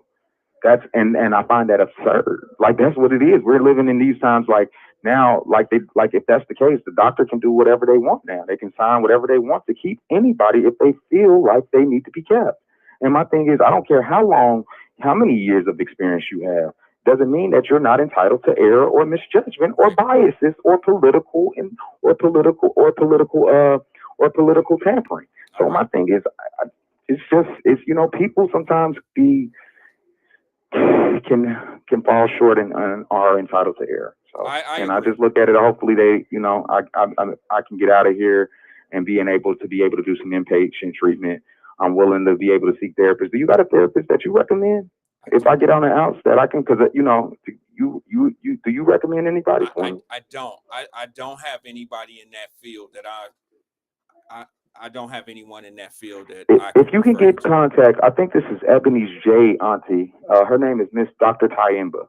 I've been trying to get in contact with Dr. Tyemba. I used to talk to Dr. Tyemba when I was in Kelly Youth Services. She was one of the therapists for Kelly Youth Services when I was in foster care and group homes, and I was awarded to the state. But I would like to see if Dr. Tyemba I can meet with her, because that was and I believe she's still practicing, by the way. And I just looked at it that Dr. Tyemba, having that relationship as a child, I believe that I can be able to feel comfortable enough to be able to speak with her, because some of these doctors can't even relate to you, brother. They don't even look like us. And the ones that do look like us can't even relate to the point, because they have so many other biases. When my doctor or provider who prescribed the medication tells me he's a Democrat, when I asked him, "Are you a Democrat?" and said yes, and then tells me that and I asked you, "Are you a God-fearing man?" He says he's an atheist, and then tells me that we're going to petition the court to involuntarily keep you and mandate you on medication, and this is not politically motivated. It makes me just raise an eyebrow sometimes, to make me like, where did this come from? Okay. So I just look at it like that. I tell people, be careful, but at the end, I'm not refusing help. I'm willing to continuously get help. I just don't want to take medication. If that means if it means I have to talk back to Dr. Tyemba, be able to get some inpatient treatment, to be able to come back and talk to a therapist, great. I'm willing to do that. But my thing is, now you're mandating me or trying to force me to take something that I don't want to take. That's where we have problems. Okay. All right, I got you, brother. Hey, I appreciate you calling in, man. Like I said, I got to get out of here. I'm short on time, and I Thank appreciate you. you. And all I can say to you, I think I'm gonna take the last word on this one, Mr. Farmer. All I can say to you, brother, is I wish you well. You took the first step, but don't take the first step for us. You have to take the first step for yourself. You can't go get help and think that the help is going to work for you if you really don't want the help. Okay, it's just like an alcoholic and things of that nature. Guys, let me say this to the family. I didn't know he was calling. I didn't even know that he was still in the hospital. I really wish him well. I was one on the air who said some things like he really needs to go get some help. He tagged me on social media when he did go get help. I watched the video. I played it for you guys here.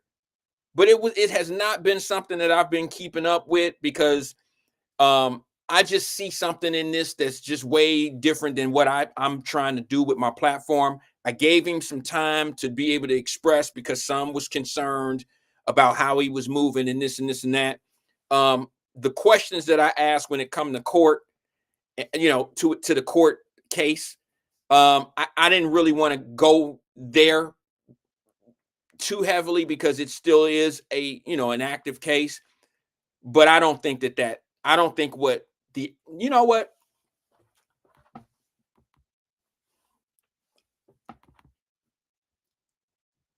I do think it happened. I think it happened. I'm going to stand on that because it doesn't matter what I think. In the court system, it doesn't matter what I think. But I think he was probably in a position of being threatening to that lady, and that lady did what she had to do. I think he told the police what really happened, and I think he regrets telling the police what happened. That's why I doubled back when I asked him who got rid of the gun. See what I'm saying? But he's smart enough not to give too much detail because he knows this could be used against him in a court or against her in a court. I really think that what happened is what happened. That's my opinion. And I think it happened because of his history. And I do know that there's some trouble going on in his mind, and that's why he's where he is, and they won't let him go because they do see something in this young man's head that's just not clicking right, or however that's not working right. They diagnosed him as being bipolar, and I think that that's what they got going on. And I don't think he understands that when they say he's a threat to others and himself, I don't think he understands that doesn't necessarily mean just physical. I don't know. He may still be listening, but he needs help. But he needs the kind of help where we back up. You notice how he said nobody coming to visit, and he gave the visitation time and all that old shit. Good luck, bro. Okay, and I don't mean it to be nasty or facetious. I mean good luck because you have people rooting for you, but they're not going to come visit you until they know that you're sincere about the help that you getting and the help you really need. Young man, you could really be special in this world. But some people use their superpowers, or they use the gift that God gave them in a way that God didn't intend you to use it. He gave you an intelligence. And you're using that intelligence so people can so people could pay attention to how smart you are. And it's not necessary. And then when you try to get the attention of bringing in the political aspects of all of this, I can't go with that because that's almost that's when you're using something that know people can gravitate to, and then you're using that to to disguise the real problem, and now you want to make it political. It's not political. I'm gonna tell you how I was trying to tell you. Nothing I see in this case is any different that I've seen in over 25 years of being an officer in the court and being in the court system, I don't see abuse in any part of this. I don't see that Miss Rosemary was treated bad through the court. She might say she was, but she was only treated that way because of what you said she did. It's not the police dropping the ball. It's not the police's fault because they didn't do their due diligence. They had a grown-ass 30-year-old, 39-year-old man saying, this woman pulled a gun on me. I find it very arrogant that you would turn around and say that it's the police not doing their job and they didn't do their due diligence because they didn't find the gun and this and this and that. I think that you were very convincing when you called the police and when they showed up. And because they brought a supervisor and all that in, I don't think they brought that in so they can create this conspiracy. I think they do that in situations where they're trying to make a judgment call. What do we do here, Chief? Not Chief, excuse me. It's my paraphrase. What do we do here, Captain? What do we do here, Lieutenant? What do we do here? I mean, what do we need to do? Because this guy is saying she did this and this and this and that and blah, blah, blah, blah, blah. Let's just put it like this. The allegations, and I'm off of this, I'm going to the phone lines. The allegations were so severe that they put a TPO, they added juris monitoring, and a bond was put on her. So it's not like you said, I think she had a gun. It could have been a banana. It could have been a spatula. I'm not sure. It was dark, or it was the daytime. I couldn't see clearly, but it looked like a gun. You didn't use any. I don't think there was any doubt in your in your allegation. I just don't think it was any doubt because there shouldn't have been any doubt. I think it happened the way you said it. That's what I think. And I think if we got video showing you jumping on that lady a year ago or in 23 or whatever, there's probably been some instances in between there. I could be totally wrong, but see, I've been around this DV shit a long time, even past the time I've been in the court systems. My mother was calling the police. So I think what happened is what actually happened. I'm not trying to say that so Miss Rosemary could get in any trouble.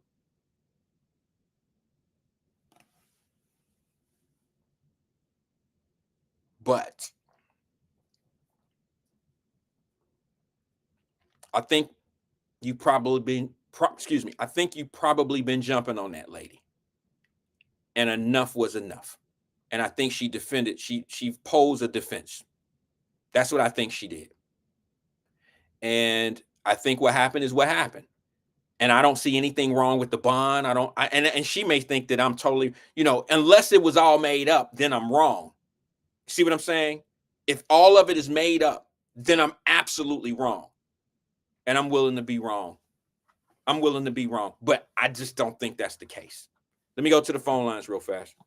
Good afternoon, caller. This is Wyatt. Who am I speaking with? What's up, Wyatt? Hey, twin. How you doing, bro? I listened to 45 minutes of nonsense. I know Twin crashed out sometime on your podcast in the other station. He criminalized himself by even talking about the nonsense. When you told him about where was the gun that they found, he paused for a minute. So he go tell on himself. Do that man need help? I think he's a smart man. But do he need help? Yeah, he need help. He needs serious help. See why he keep on dodging a question and everything when you hand it to him. He talking about some politician, a Democrat. No, Democrats weren't at your house when you called the police.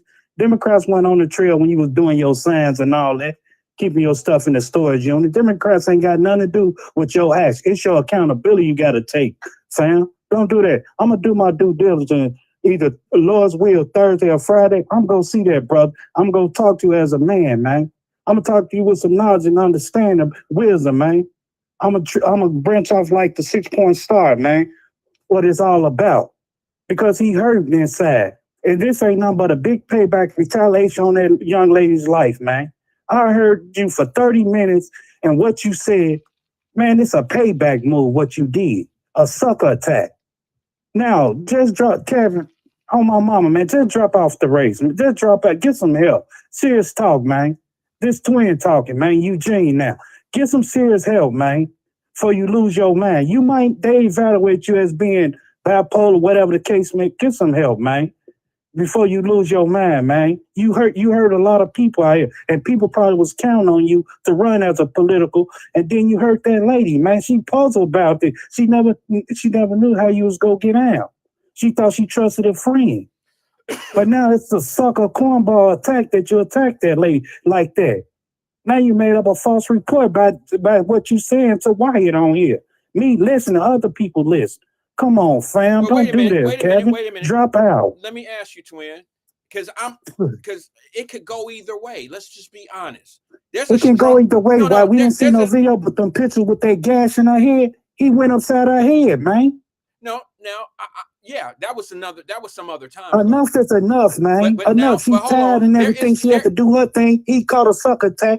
Oh, let me see the truck. Oh, I can't see the truck. Oh, I'm calling the police. You pasted and everything. You premeditated all this, man. I'm going to pace the floor and all this. Oh, now I'm going to call the police. See how it's funny now.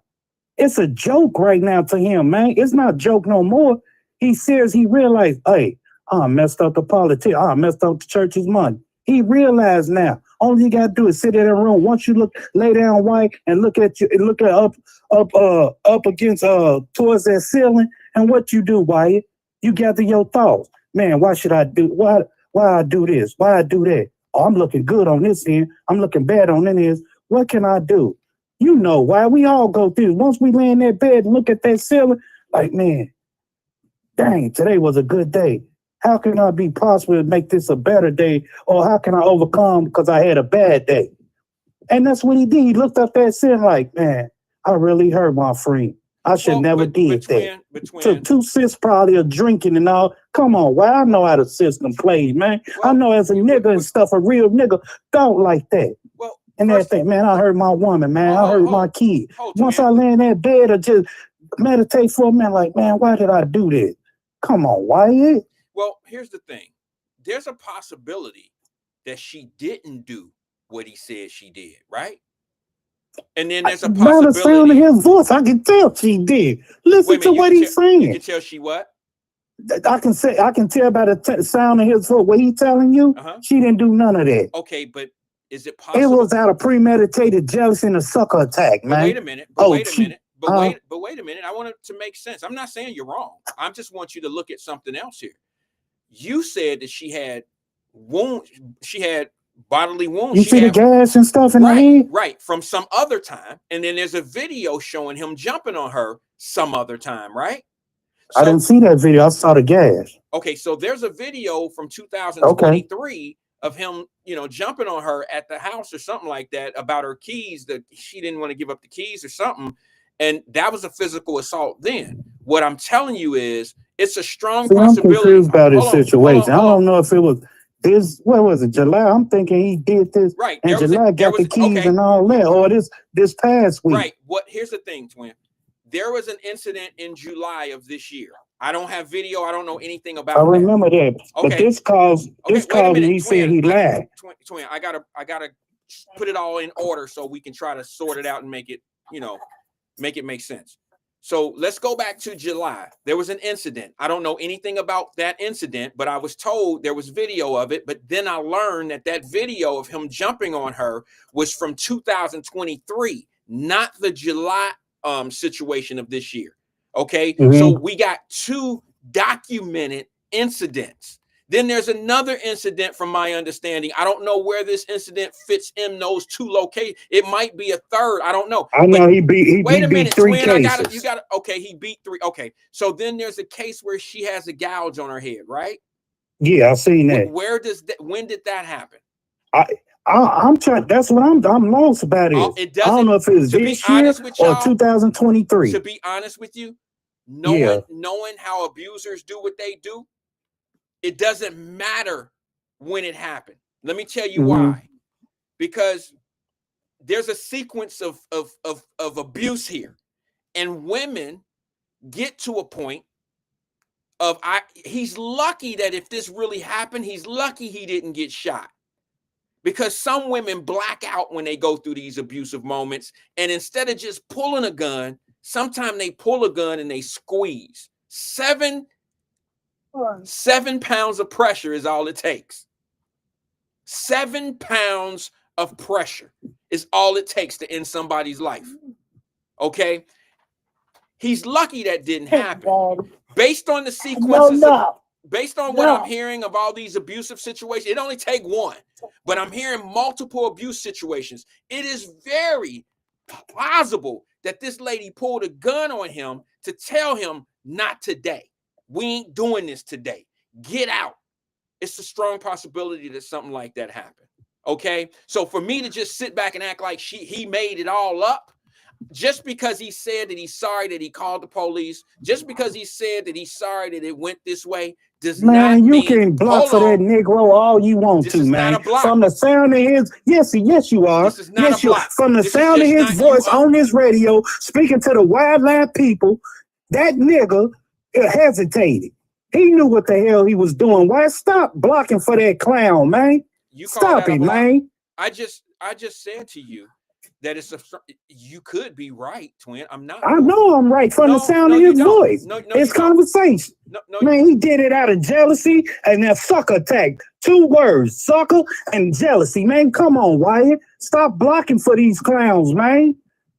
Man, you're not reading through the lines. You're not seeing it. Nah, you're right. I'm not. But I can go for you. I can understand your. I can, listen to your opinion. Wait a minute. You don't two different opinions. Wait a minute. I'm asking you a question, twin. You don't think it's a possibility that this lady who's a gun... Hell no, from the sound of what he just said, no. It's a possibility, but right now, hell no. There's a little bit more to the question. You don't think it's a possibility that a lady that's a registered gun owner would pull a gun on somebody that's being physically abusive to her? You don't think that's a possibility? It's a possibility. So but from what he's saying, it's a possibility. So that would be you blocking if you say it's a possibility, because that's all I said. It's a possibility that she pulled a gun on him because he was an abusive person to her. Well, you getting it out too slow for me. No, you just keep over talking. You got to speed this dial up, because let me tell you, from the sound of his conversation, what he was saying, man, this is a sucker attack you did to that lady. It's a big payback. From the sound of what he just said on your radio station, on this podcast. Come on, Wyatt. Well, I'm reading through, I'm listening heavy. So now let me I just wanted him to say something that incriminate his little goof ass. Let me and stuff, and he know he's guilty about that. That's a sucker attack. Wait a minute, hold on, called the big payback, man. Let me say, Darnell Hunter said, I agree with Twin today because they never found the gun.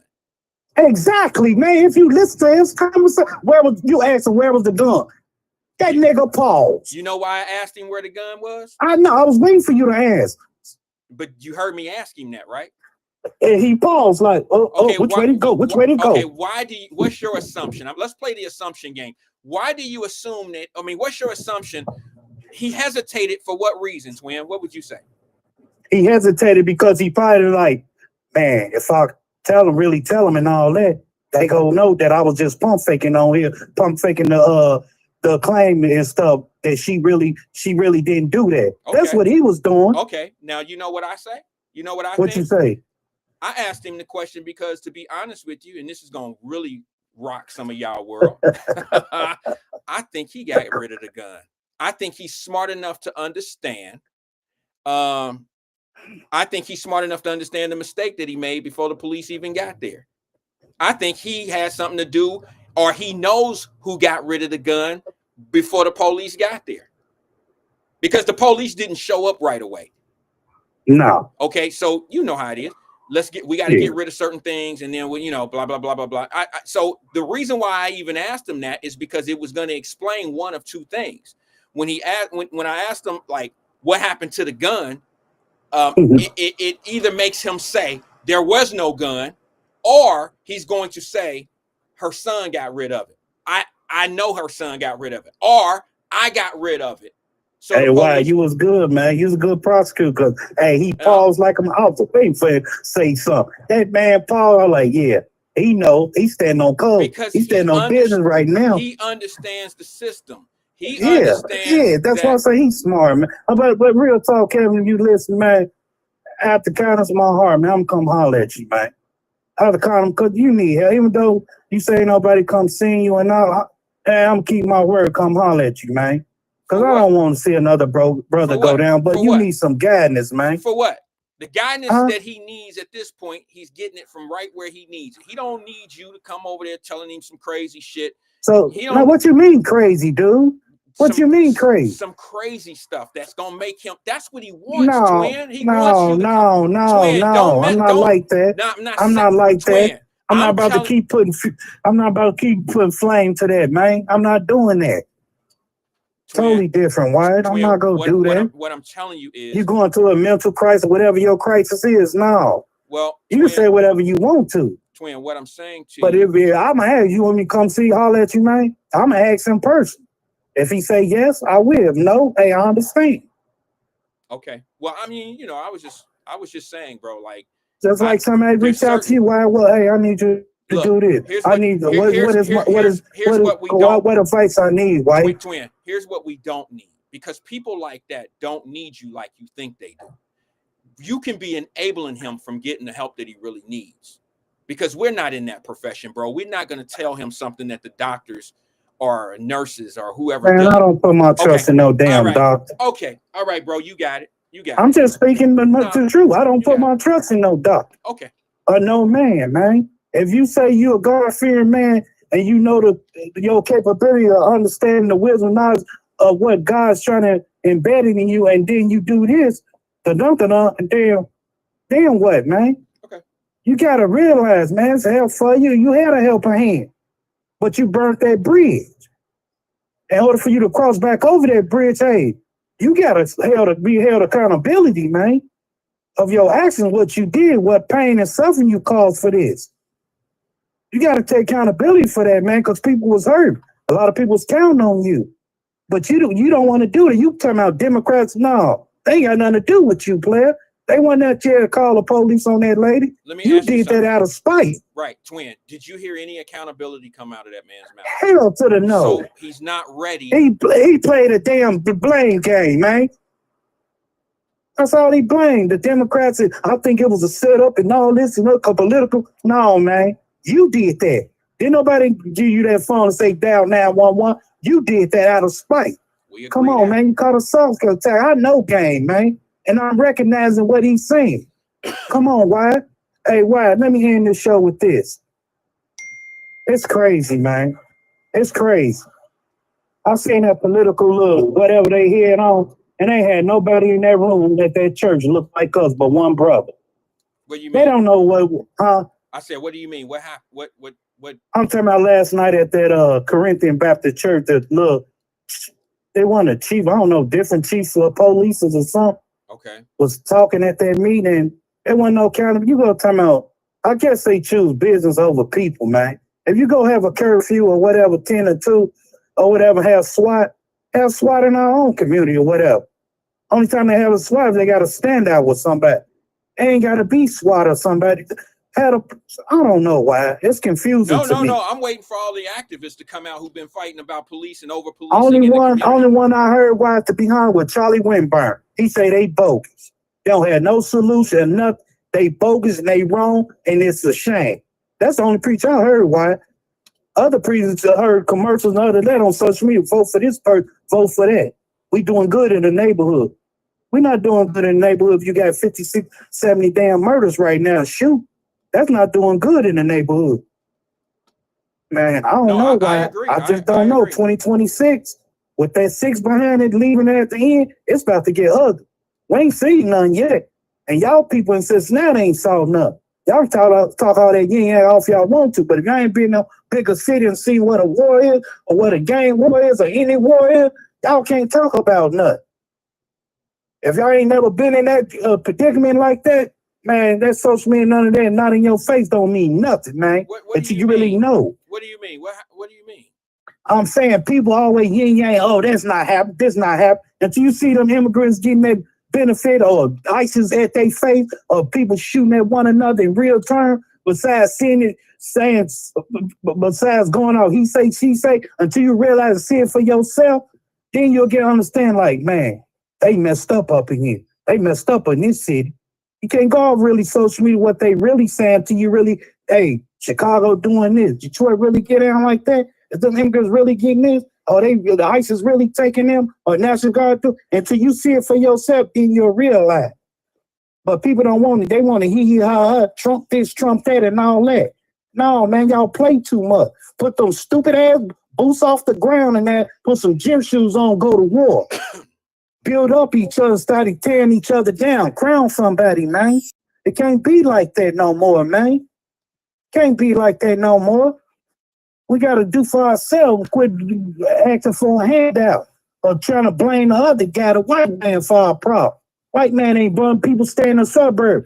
Oh, they shouldn't do that and stuff. And they not coming out of the suburb. People don't know nothing, man. What's really going on? They just going off yin yang. Oh, this is like that. Nah, today hit the fan in their community, man. Come holler at these at 10 at night. Don't do no 2 to 10. Come holler at them at night when them lights go off at night. Come holler at the community then. That 2 to 10 ain't nothing, man. Come holler at when them lights go. Do a third shift intervention, man. Well, that's all I gotta say. I'm gonna drop my phone and the mic on this. Man, you have a blessed day. Okay, Hey, if he need a handout, man, I'm gonna holler at him, man. On a real positive gangster note, man. I ain't about to be on that. Man, you should have. I'm not about to point the finger. When I hit him, man to man, ain't gonna be that. Man, you should have did. No, ain't gonna be that. Man, how can I help, man? What is it, man? What is it you really need? And stuff. The enemy come to steal, kill, and destroy and take over your mind, man. You can't let the devil do that, man. God is our answer, man. Before destruction, I'm trying to lift you up. Come on, Wyatt. Okay, bro. I know I talk my smack to do, but man, I'm gonna talk to you man to man. Cause hey, I'm not perfect. Hey, my baby mama had to check me 2-3 weeks ago. I had to come to understand me. You did? Because I was lost. And hey, twin, you doing this. Hey, you want to be with me and you want to do this, establish this? Hey, you better get it right, Nick, because hey, I can go somewhere else. Come on, man. I had to realize, man. I know I got a son and all that or whatever. Hey, this ain't got nothing to do with my son. This is my wife. Now, my baby speaking. Hey, you need to do this, twin, handle that before it's too late. Now, JoJo got my girl and my son right there sitting in his lap. I'm not about to make it, not let that happen, Wyatt. I'm keeping 100 with you, player. I'm sorry that I ran, but hey, I'm just telling how I feel what's on my heart, Wyatt. This a podcast, twin, go call in, do what I got to do, baby. But hey, y'all don't call in and y'all worry about what me trolling me. Oh well, find something else to do. But I'm going to speak my man. And he got a podcast come on 1 o'clock. Ding, ding, ding. I'm going to hit him on the horn, man. Okay, all right, well, you be safe. One love, baby. All right. Talk to you. Thanks, bro. Appreciate you engaging with us, twin. I guess I was blocking for Mr. Farmer. I don't even think Mr. Farmer would think I was blocking for him. I don't think Rosemary would think I was blocking for him. Maybe a few of you guys agreed with Twin that I was blocking for him, but I just think the shit really happened. Sorry. I think it actually happened. And now that I listen to it even more, I know it did happen. I know that what he said happened that day actually did happen, and he regrets that he put her in that situation to defend herself. He regrets that he put her in a situation where now she's fighting this case because she did what she had to do to defend herself. I'm not even mad at Rosemary for defending herself like that, because I would think every woman on this podcast, if was put in that same situation, would have defended themselves. If you've ever been an abusive woman, you know what I'm talking about. And it don't even take you to be an abusive woman. But I think those that have been abused, some of you ain't never been abused, but a dude put their hands on you or look like he's going to put their hands on you, and you already then drew up on him like, I wish you would. I wish you would. That's why you have a weapon in the first place, is for your defense. It would only make sense to me.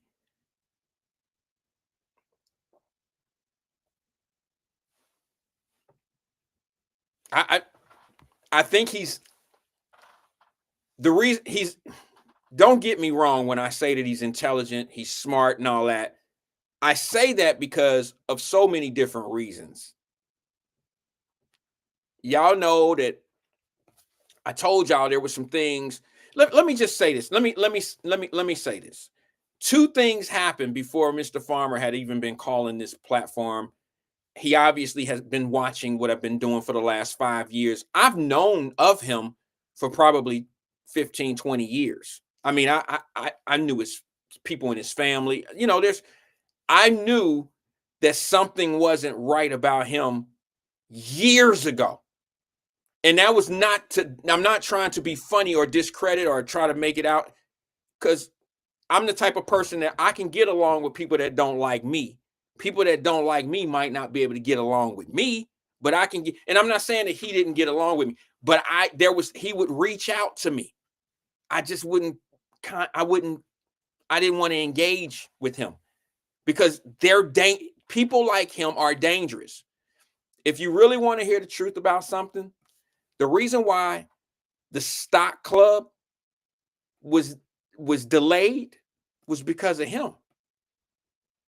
Because I went to my lawyer, Dan Whiteley in Cincinnati, and I said, Dan, let me ask you something. What if this and this and this and that, and this is what I'm thinking, blah, blah, blah, because of this, and that, and his name came up.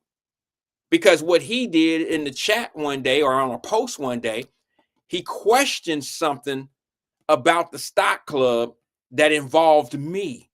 And what I said was, no, I'm not a licensed stockbroker. That's not what this is all about. And you got to understand, Kevin Farmer is not the only Kevin Farmer out there. Do you understand what I'm saying to you? Like, there's a few Kevin Farmers out there. That's his name, but they active. They all do the same type of shit. There are people like him that seek opportunities to be able to be part of something so they can be disruptive. And I'm not going to put myself in a position where some money is being, where there's money involved, there's going to be some sharks. There's going to be some people that want to take advantage. Vernon Jordan, what are you talking? He said, thanks for unblocking me, Wyatt. I've never blocked you, bro. What are you talking? I've been reading your comments for months. What are you talking about? Remember, wasn't it like 3 months ago when I was like, man, I'm going to give you a nickname, but it ain't going to be VJ. But let me get back to my point. He's part of the reason, guys. Like, there's been times that he done some things to me publicly, not out in public, but on social media public, that I'm like, oh, it's him. But that didn't put me in a position to not, like, I don't dislike him. But there's been some things that he made, some personal comments, some things, some shots. And I still had enough compassion to say, hey, bro, hey, because I knew he wasn't all the way there.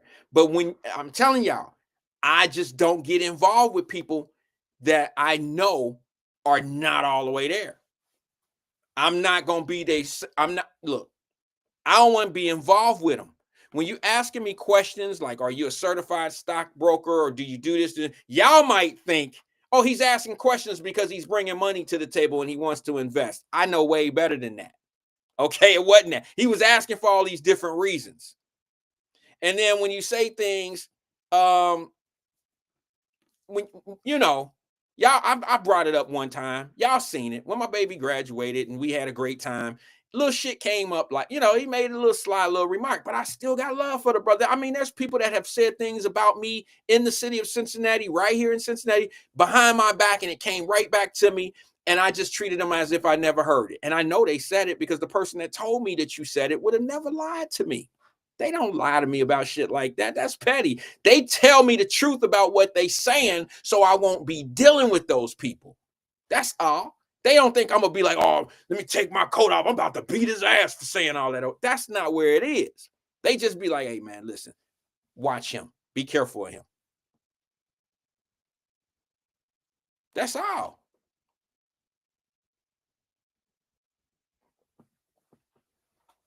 All I can say to this, and this was never on my agenda to talk about today, I promise you. I didn't know that phone call was coming. I think the young man is in denial. And I think I've treated him proper. Like, I knew that he was a problem, but I didn't want him to be a problem for me. I'll go see him probably the next time he try to go get some help. It ain't gonna be this time. I didn't had enough conversation. The only reason, trust me, guys, the only reason why that conversation went on that long, it wasn't for me. That was a 2-minute, 3-minute conversation to me in my real life. That was a podcast conversation. If I give you a conversation past 3 minutes in my real life, then we got something real that we talking about. If a conversation lasts shorter than 3 minutes, it's because we ain't had shit to talk about. Like, I ain't knowing what you talking about. It's not beneficial. It's not gonna help me, nor is it gonna help you. So what's the point in us? What's the point? So, twin, let me say this to you, brother. I heard you, but because people don't agree with what you're saying, don't always mean that they agree on the other side. Sometimes it's just, there's a middle ground.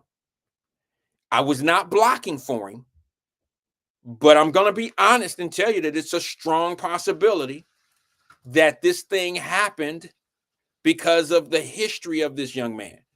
It's a strong possibility. There's so much there to say that she probably got his ass up off of him, got off of her by brandishing a weapon. I understand it. I ain't even mad at it. But then there's also a piece of me that says schizophrenic. He might have made it all up. And he's smart enough to know, well, I can't tell y'all I made it up because now I can be charged. I'd rather just fall back and just say, hey, they didn't find the weapon.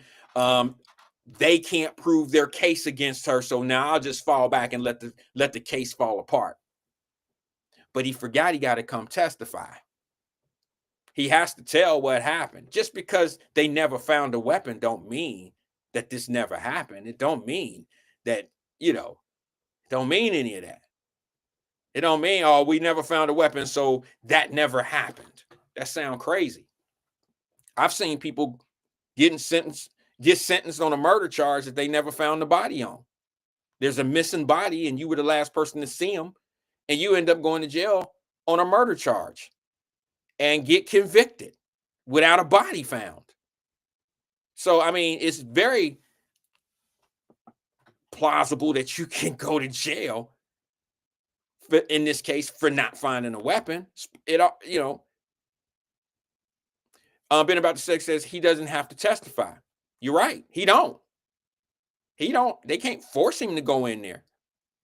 But that's why I said I don't think the case going anywhere, because I don't think he will.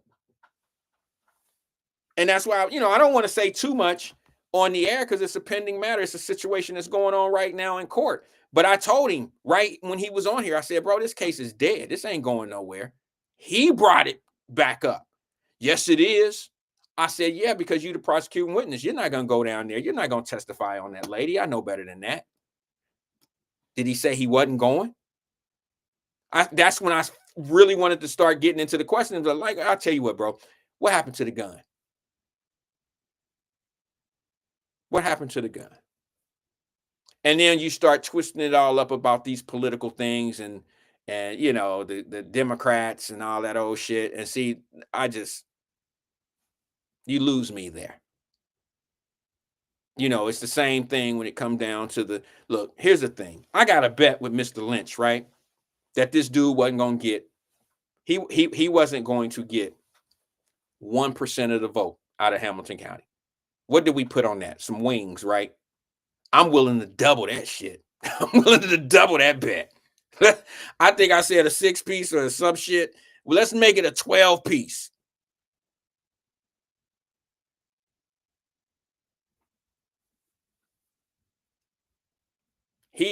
I don't think he stood a chance winning anyway.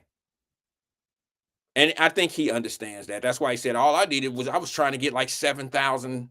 And I don't even know if you got 7,000, what percentage of, I guess it all depends on the turnout. If it's a normal turnout, I think it's going to be a higher turnout than last year or last election. cycle. I think it was like 24.6% of Hamilton County came out, of registered voters came out.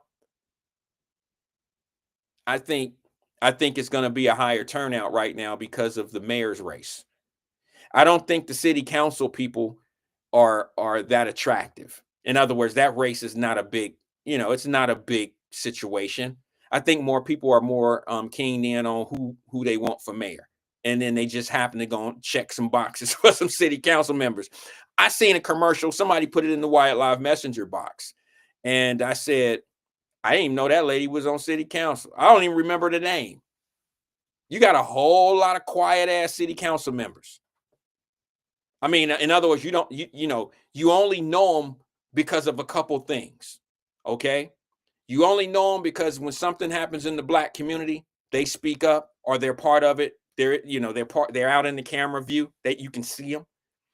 Though those names, or they visit the radio station. Okay. The other ones, you don't know them.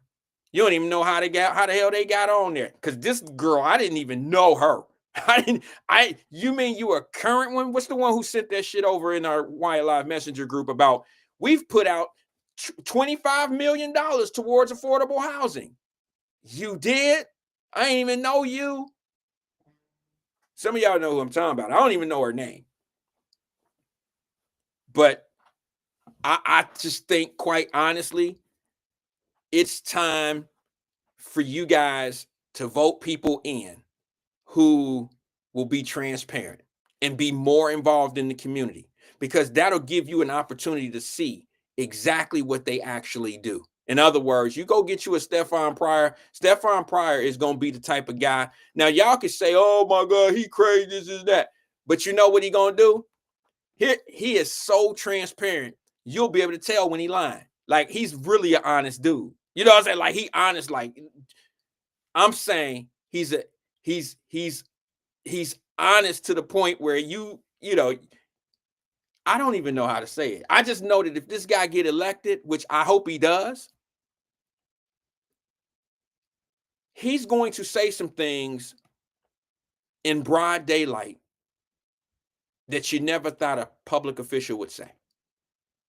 If something can't get done, or if they're not working on something, or if somebody curve him or slight him, he gonna say some shit to the people.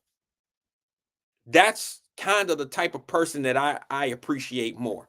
I don't like politicians. I don't like pretty suit, polished ass politicians who say things intentionally to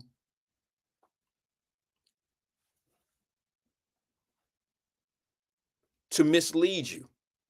I that's the nicest way I could say it. I don't like politicians who say things that they know that if you don't understand the language, then you don't even understand what the hell it sounds like they got you. Sounds like they got your back, but they really don't.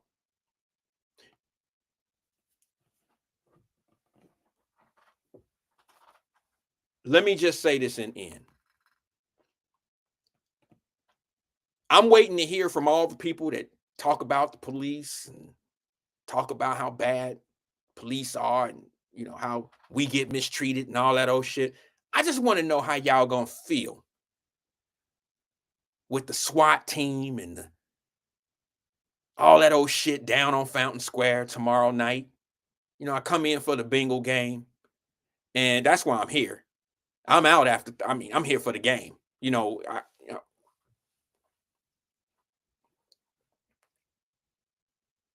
Why they so quiet? This mayor has done some things that's way different than a lot of you guys ever have accepted from any other administration, and I don't hear anybody complaining about it.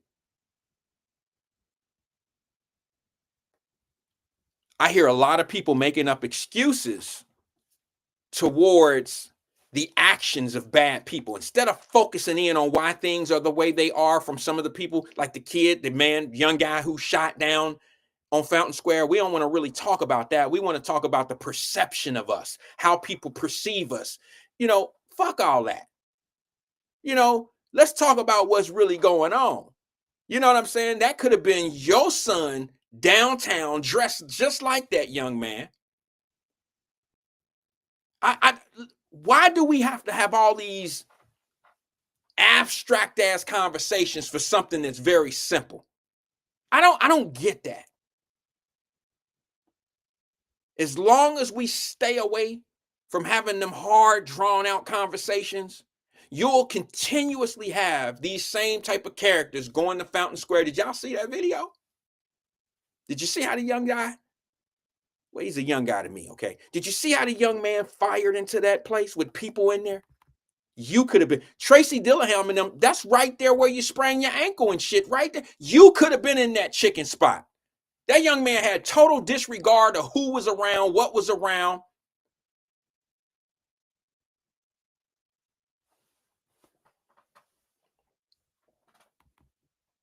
Y'all trying to tell me that somebody that'll fire into a chicken joint that's fully that's 24 Sinclair, that's a young man, that's a baby to me.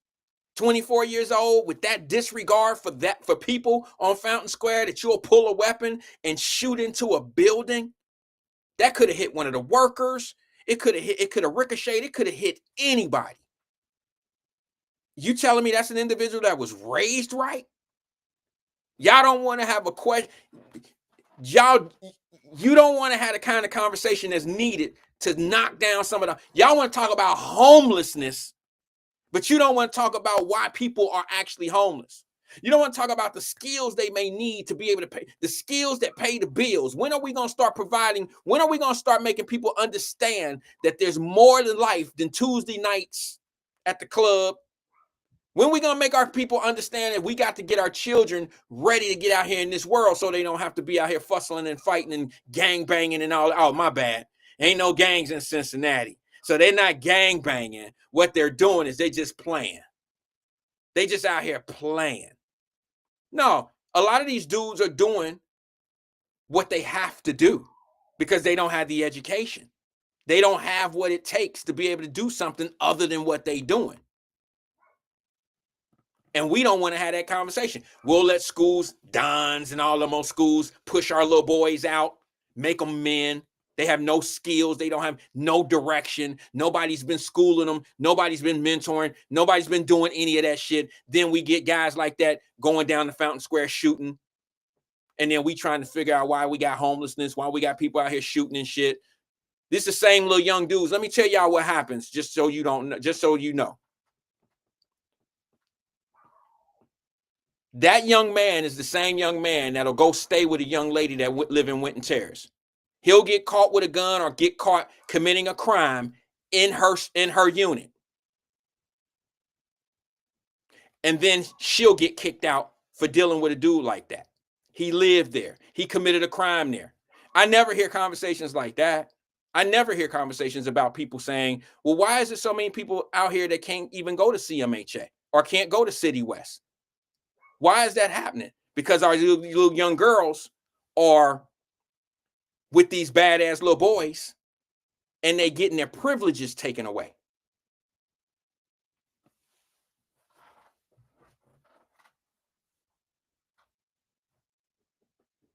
That's why.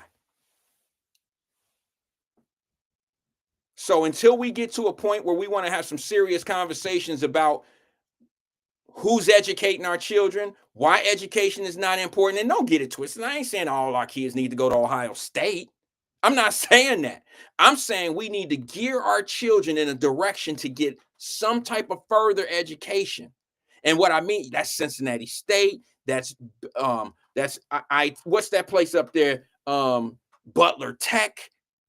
That's going to places like this, to Home Depot, getting them registered and get them involved in something.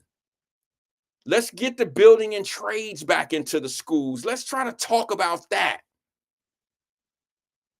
That's what we're going to need.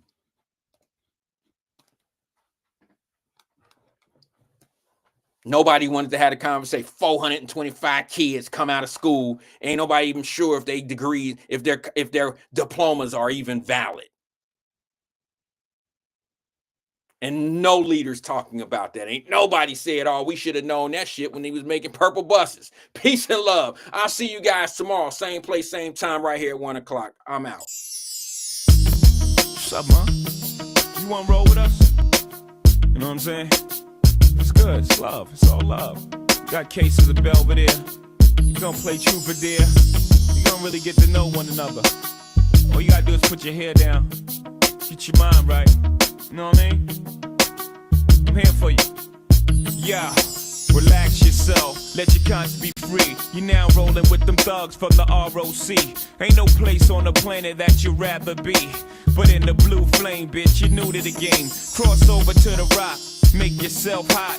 The topic of discussion in every nail shop. It's a secret society, all we ask is trust. And within the week, watch your arm freeze up. Bazaar get right, A to a D cup. Weave get tight, pedicure your feet up. Ears get ice, gear get spice. From hood rat to superstar, there's your life. Fuck with Hober, he can take you out of your hell. Say bye to Reebok, say hi to Chanel. Say hi to Gucci, Prada as well. Take a look in the mirror, be proud of yourself. Get your mind right, mommy, get your mind right. You gotta play your part when you're rolling with the ROC. Get your mind right, mommy, get your mind right. You gotta know what it takes to be down with a nigga like me. Get your mind right, mommy, get your mind right. I need a gangster girl who can ride in my passenger seat. Get your mind right, mommy, get your mind right. And I need gangster girls for my gangster family. Yo, I'm young Memphis, used to play the apprentice. Now I'm like the teacher. Come here, let me teach you how to play them benches. Hold this work in your dentures. How to play it cool when police come to pinch us. Relax, mommy, let the Belvy flow.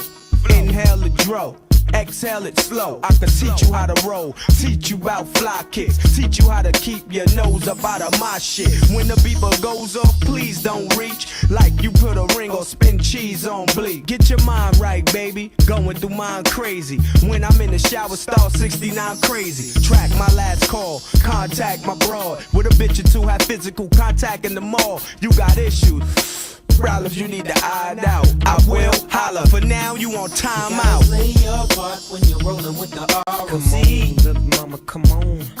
You gotta know what it takes to be down with a nigga like me. Little mama, come on. I need a gangster girl who can ride in my passenger seat. Baby girl, come on.